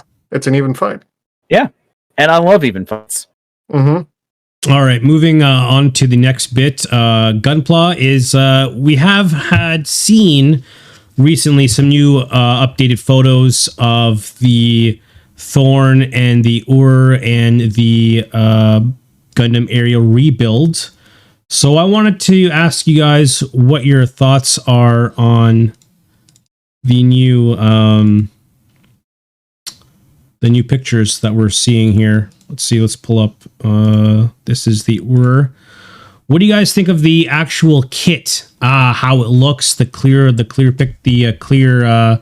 of like the chest piece, and it looks like there's like a clear camera piece. What do you guys think of the color? What do you guys think of how it looks, the builds? What do you guys think of the Ur? That's the blue one, right? I actually like it. Yeah. Sorry, GD, go ahead. What were you saying? I actually like it, how it looks, even with the clear base. What's with the backpack? That's like another enhancing the permit score? Possibly. We just haven't seen that suit used enough to like say that's what it is. Boy, as of anti-antidote. It does give me like NTD vibes, but like overall I'm looking at I love bulky Gundams, and so this is like I'm actually looking at the feet now. It does have like that sort of blade chicken feet. It does, yeah, but it doesn't piss me off because it's giving me AT-AT vibes from Oh Star Wars. yeah. Because with something that huge, you need big feet to hold all of that. Mhm. Yeah, I will say it does still look kind of like normal Gundam feet the way they made it, Yes. Yeah, I guess that's why it doesn't. but just a bit more like it's supposed to put on more pressure. I will say that I like bulky Gundams so long as they aren't like too bad, like the GPO2. Yeah. The only one criticism I have that bothers me is it looks like the Ur Gundam does not have a neck. Oh yeah, I didn't realize that. You're right. That's the only thing that's kind of bothering me. They got that chunk. Look like it don't move very much. He's been going on neck day. His neck is so thick you can't even see it anymore. I'm just glad the eyes are color separated. I hate eye stickers. Yes. I Oh, yes. struggled for Dear like God. I think I struggled for a good like 10 minutes putting on the RG Strike's eyes, and it's just like, kill me now. Why didn't I try to paint this? Yeah. Well, I don't have any confidence with 1/144th eyes, but Yeah, fair enough. What did you guys think of? Sorry, V. Did you want to say anything? What your thoughts on the high grade? The kit. I know I'm usually like the master grade person for Yeah. these kind of things, but some of these will eventually level up, as I call it. But Yeah. it just, I don't know. I look at them and go, they're okay, but they feel like Bandai's kind of rushed them out the door, if you know what I mean. Like Okay. they could have done a bit more for them, bit more maybe on the design table for a few more weeks, or Okay. however you want to say it. I mean, they're not bad kits, but I think will either CP Bandai variants show up, or they'll just remodel them into RGs probably, but they're not bad kits by all Yeah. means. I need to actually get my hands on one to judge it by its joints and how they've actually done it, built it from the ground up. But they do feel a little bit rushed out. Still nice looking, but still a little bit rushed out the door in my opinion. It's a lot of seam lines I'm seeing as well. Exactly. Yeah. I'm looking at the promotional pit for like the use for articulation, and it's not filling me with a lot of confidence. Yeah. Hmm. What do you guys? Very freaky Gundam in more ways than one. What do you guys think of what about the Thorn Gundam? This to me, honestly, it looks like I don't know what the hell's going on. Like it looks so. It looks like it's supposed to. Weird. Like it's like disproportionate, and it looks Definitely, it's like a tiny. Yeah, like the shield looks like it's supposed to come in. The legs look like they're supposed to fold back. Yeah. Yeah, it definitely looks like a transforming kind. Minus transformation ability. It's like, Yeah. You called Lord Megatron. oh, one thing I noticed about the other Gundam, I didn't realize until you're showing pictures like of it. Yeah. It has thrusters in his shoulders to help. Yes, it does. Yes. I like that. I will say I really like its head. The head design I adore. I do like the head. Yes, I agree. I want to get it just so I can transplant it onto like something like a Something else. Zeta I just type want to Gundam. use your head. The rest go. I'm gonna put it on a ground type Zaku, Desert Zaku. Oh. Yeah, just let me have that kit. I'm just going to take the head. Thank you. Yeah, The thanks. shield spec isn't too bad. It's giving me Advance of Zeta vibes. I mean, it's looking all right. It's looking all right. It just seems That's kind of it. the gun is kind of interesting. I mean, the gun's cool. Yeah, that's true. I like the gun and the shield. it looks like the beam saber comes out of the shield as well, or like yeah. Oh, That's a bit of a throwback to the classic Gundams. Yeah. Really is. I And miss then shields. and then finally we got the Gundam aerial here. Look, I'm gonna be honest with you guys. I don't like how the rebuild Gundam aerial looks. There's like the blue, really bothers me. It looks so plain. Yeah, as I'm saying, it looks like a bland blue. It looks so bland. Yeah, And then that like makes sense. when Ariel's holding the damn like huge beam bit rifle, it just looks so disproportionate, like big chunky shoulders with the backpack, and then like down below is just like no leg day. You know what I mean? I think it's definitely something I think I'd have to have in person to see how I feel about it, because in animation it's fantastic, but that's an animation. Yeah. But like as a model kit, sometimes it's hit or miss. Yeah, like I really want it because I do like parts of the design. I like the forward sort of double V fin going there. Yeah. I will admit, the shield is the shield. It looks cool. the shield looks alright. I will mention that the backpack looks a lot better than the original one that it had. Yeah, I do like binders. Yes, I agree with that. I do like the rifle design, not the when it's fully buster form, just the regular base. You do like or you I don't? like the design. You do or you don't? No, I do. You Sorry. do? Okay. I for me, like the big holes are bothering me that they're putting on some of these kits, because it reminds me of like the 30 was it mission minute kits? 30-minute missions. Oh, 30-minute missions. Yeah, that's the only kind of like critique, I guess. But I mean, and then the no leg day kind of thing kind of bothers me. Yeah, but I think the holes in the rifle are there just so you can put the bits on it. I can understand that. yeah, I think what I do is I take this and then the Gundam Wars legs, and then just at least the lower legs, and just transplant them on, and then get some more guns, because I like my heavy weapon Gundams. Because my next custom is going to be an Origin Gundam. all right, guys, Yeah. we're gonna go to the last part of the podcast here, and we're going on the cool wall. Okay, so as you guys can see here, we have the seriously not cool, and we already have one mobile suit there. We have the GM1. It was basically unanimous. Sorry, the sniper GM1. Yeah, seriously not cool. We have the GM in between not cool and cool, and we have basically the Zaku 2, which is teetering on Sub-Zero, being really, really cool. This mystery mobile suit is the GM Sniper 2. Where is it going? And we're going to start off with V here. Oh, you can't slap something like that in my direction. That's terrible. It's terrible. It's awful.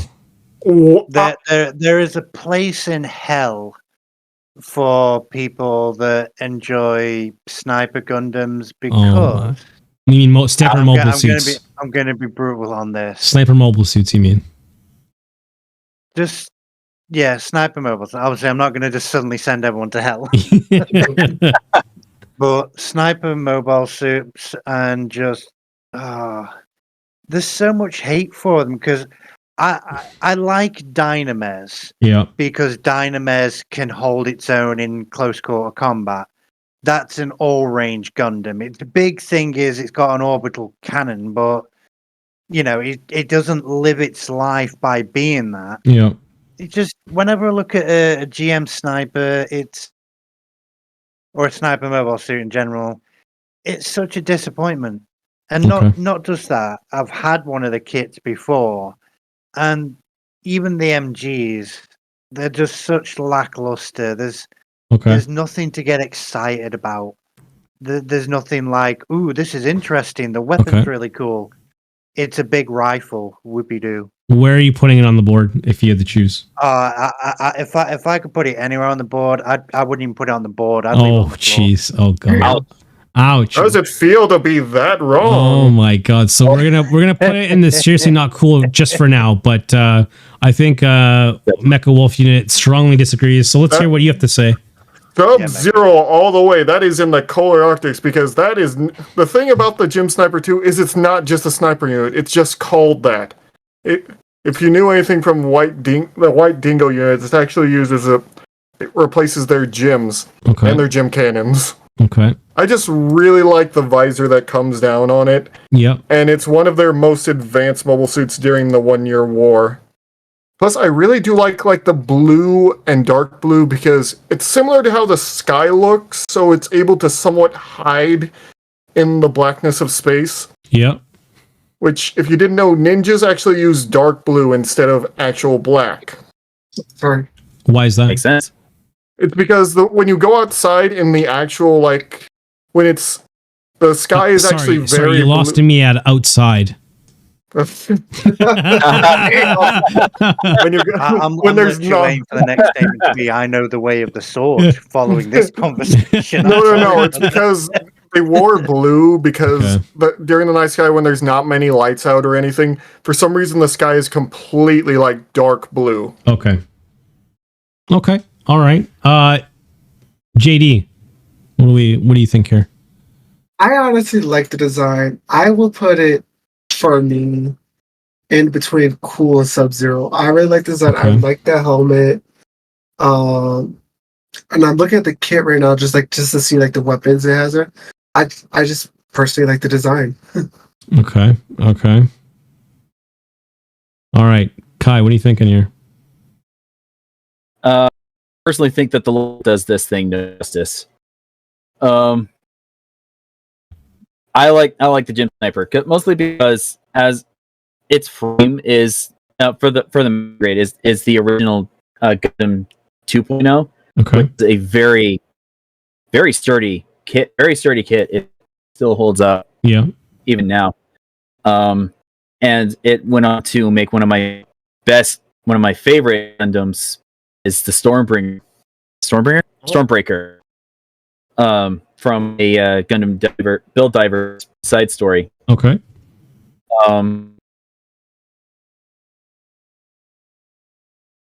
I'd say I'd put it somewhere between Cool and Sub-Zero because I like the design, I like the technology that goes into it, and how versatile the Gym Sniper 2 is compared to the original Sniper. Yeah, it's a very versatile machine and very used, especially of ace pilots. Okay. I would probably put this GM Sniper 2 somewhere in between the Cool. I actually put it in the Cool era because it's definitely better than the original GM. It's way better than the original GM Sniper 1. I know that V strongly doesn't like it, but I think like in terms of that, it does. I believe it does have some versatility, and I like the blue coloring, and the way that it's used in the anime.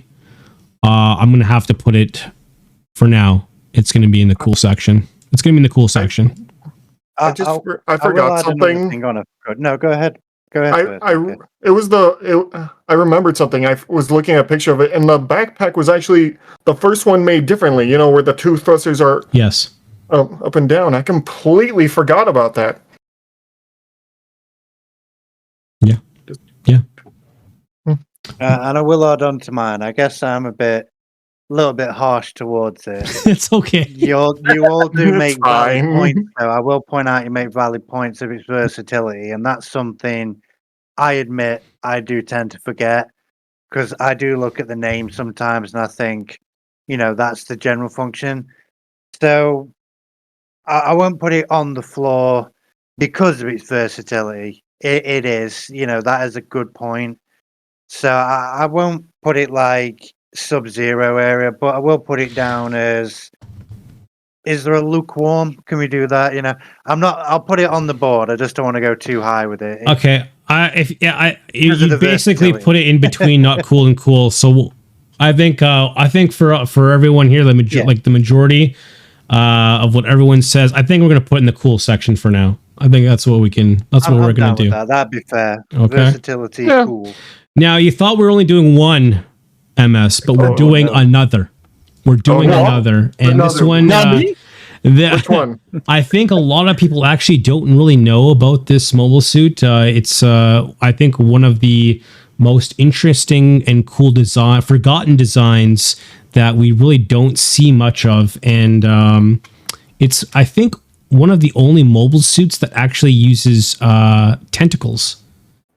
And it is the Agu guy. It is the Agu guy. Oh.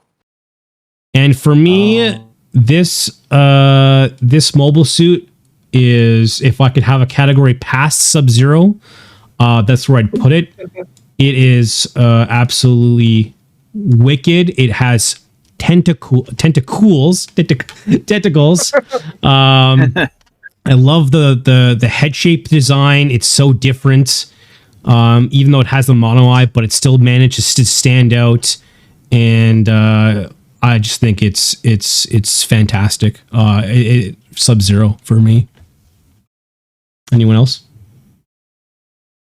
Do you need me to maximize it a bit more for you guys to get a better look? I know this thing because I remember fighting this thing in GPO2. Oh. Yeah. And this thing is what we call the cheating suit. Okay. Because for some reason they put its melee attack so high that it can solo the base. There you go. It's that good. It's that good. You can't look. I call this the walking elephant. The walking Because it looks like an elephant. It's got a little bit of that trunk. It's got a little bit of that trunk too. And look, guys, tentacles. Okay, anime tentacles. Okay, all right. Big win. Big win. Oh god, the fact he's going about tentacles. Boggers, guys, boggy. Just make another meme of just going tentacles. Yeah, he doesn't need gun bits and he's tentacles next. Where right, I might need commission art to Mecha Wolf, where would you put it? Thing I'd love to fight this thing again and again. I relish in killing it. Seriously, not cool. Okay. Okay. Okay. I just don't overall like the Agu's design. Like a bunch of the submissible mobile suits aren't really my thing. They just look silly to me. Like, okay, you have a whip. What if I'm more? No. Sorry. I gotta cut you. No. Tentacles. Not one. I'm a little obsessed there. Not two. We got 4. Okay. All right. Just want to make that clear because people are gonna get confused with whips. I can't hear you over this beam sniper going through the head and killing it. JD, thoughts? For every unique design, especially how it looks, I do like the eye design for it. Yeah. I say I'll put it in the cool. Okay.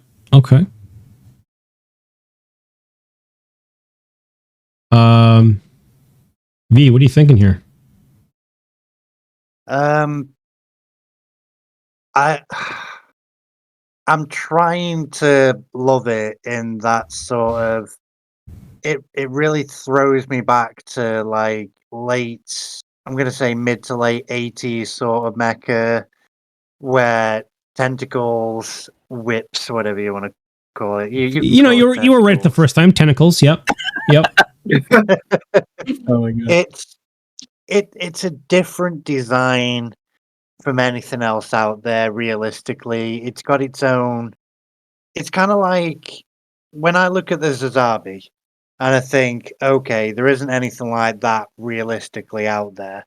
Unless you wanted to compare it to, like, Nightingale or something closely relevant. Yeah. I want to say it's cool, only because it looks retro. Right. So it kind of looks like it belongs, like if it was to fight anything in my mind, I believe this would be fighting an RX-75 and having a whale of a time duking it out. Yeah. And it'd make like some really fun 80s retro combat thing. You could even add a vaporwave background if you want. Yeah. It just gives me that good, happy vibe of could have some fun with this thing. But I do not want to see, tentacle hentai between this and an RX-75. I'm just going to put that disclaimer out there. So I'm not going to put it to 0, but I will definitely give it a cool badge. Okay. It can have a cool badge for being an original retro design. Okay. It belongs in the trash. All right. Kai. Came from the trash. Kai, tell us. Oh boy, I've never been keen on the guy's design. It's a very odd, weird design, and I don't know, for an Aqua mobile suit, I guess it makes sense to be its torso to be so heavy, reinforced. Yeah, nothing going on down there. Yeah, because you're pulling. It feels like you're like almost a Kraken, like they're pulling down mobile suits in. Yeah, I could see that, but but why tentacles? Why not? Oh no! That seems to be a lot of Guys, beyond I mean, design. why not? Shit. I honestly think if that thing didn't have tentacles, it would just have RX-75 machine gun hands, and it'd be boring. Yeah, It would literally be boring because do just have machine gun hands. I don't know. I like retro design, and this, I don't know. This is giving me Armored Core vibes for some reason. I don't know why. Okay. I mean, Maybe that's just a good sign. That's like a Sub-Zero sign. You know what I mean? I was going to say cool. Okay. Not Sub-Zero. Okay. But cool. So I think I think what we're gonna do here is that we have we can almost all agree that it's on par with the Zaku 2 in design, how it looks. You know, it's tentacles. Tentacles. Kind of obsessed there with tentacles. It's so unique, guys. Come on, you know. Yeah, I'll give it that being unique. I think the all unique is side of it, though, is the fact that this is the kind of mech that turns up to a convention. It has a little sticker on its chest going, "Hello, my name is Tentacles." Oh my god. That's all it is. It's Oh that my guy God. at the convention. It's the Agu guy. Exactly. The Agu Bear than this guy. Oh my god. All right. Well, guys, that's it for today's 4th episode of Gundam Gunpla Grunts. Thank you all for coming. I had a great time with JD, with Kai, and Mech Wolf Unit, and V as well. Great time. A lot of fun discussing the last 3 episodes of Witch from Mercury. The next episode of Gundam Gunpla Grunts, I'm going to try and get everyone on at once and maybe just talk about the series as a whole and kind of what we expect for the new season. So hopefully we can do that. But guys, again, thank you for being on the show. I really appreciate it. It was fun. Love for all of you, man. Gunpla is love, Gunpla is life. Yeah, there you go. All right, guys. Now Go ahead. Back. Can I go bed now, Master? Yeah. Can I go back to the You can bed? go back to your chamber. To the chamber, Master. All right, guys. It was fun. Take care, guys. Thank you so much. Take care, guys. Thank you. Bye.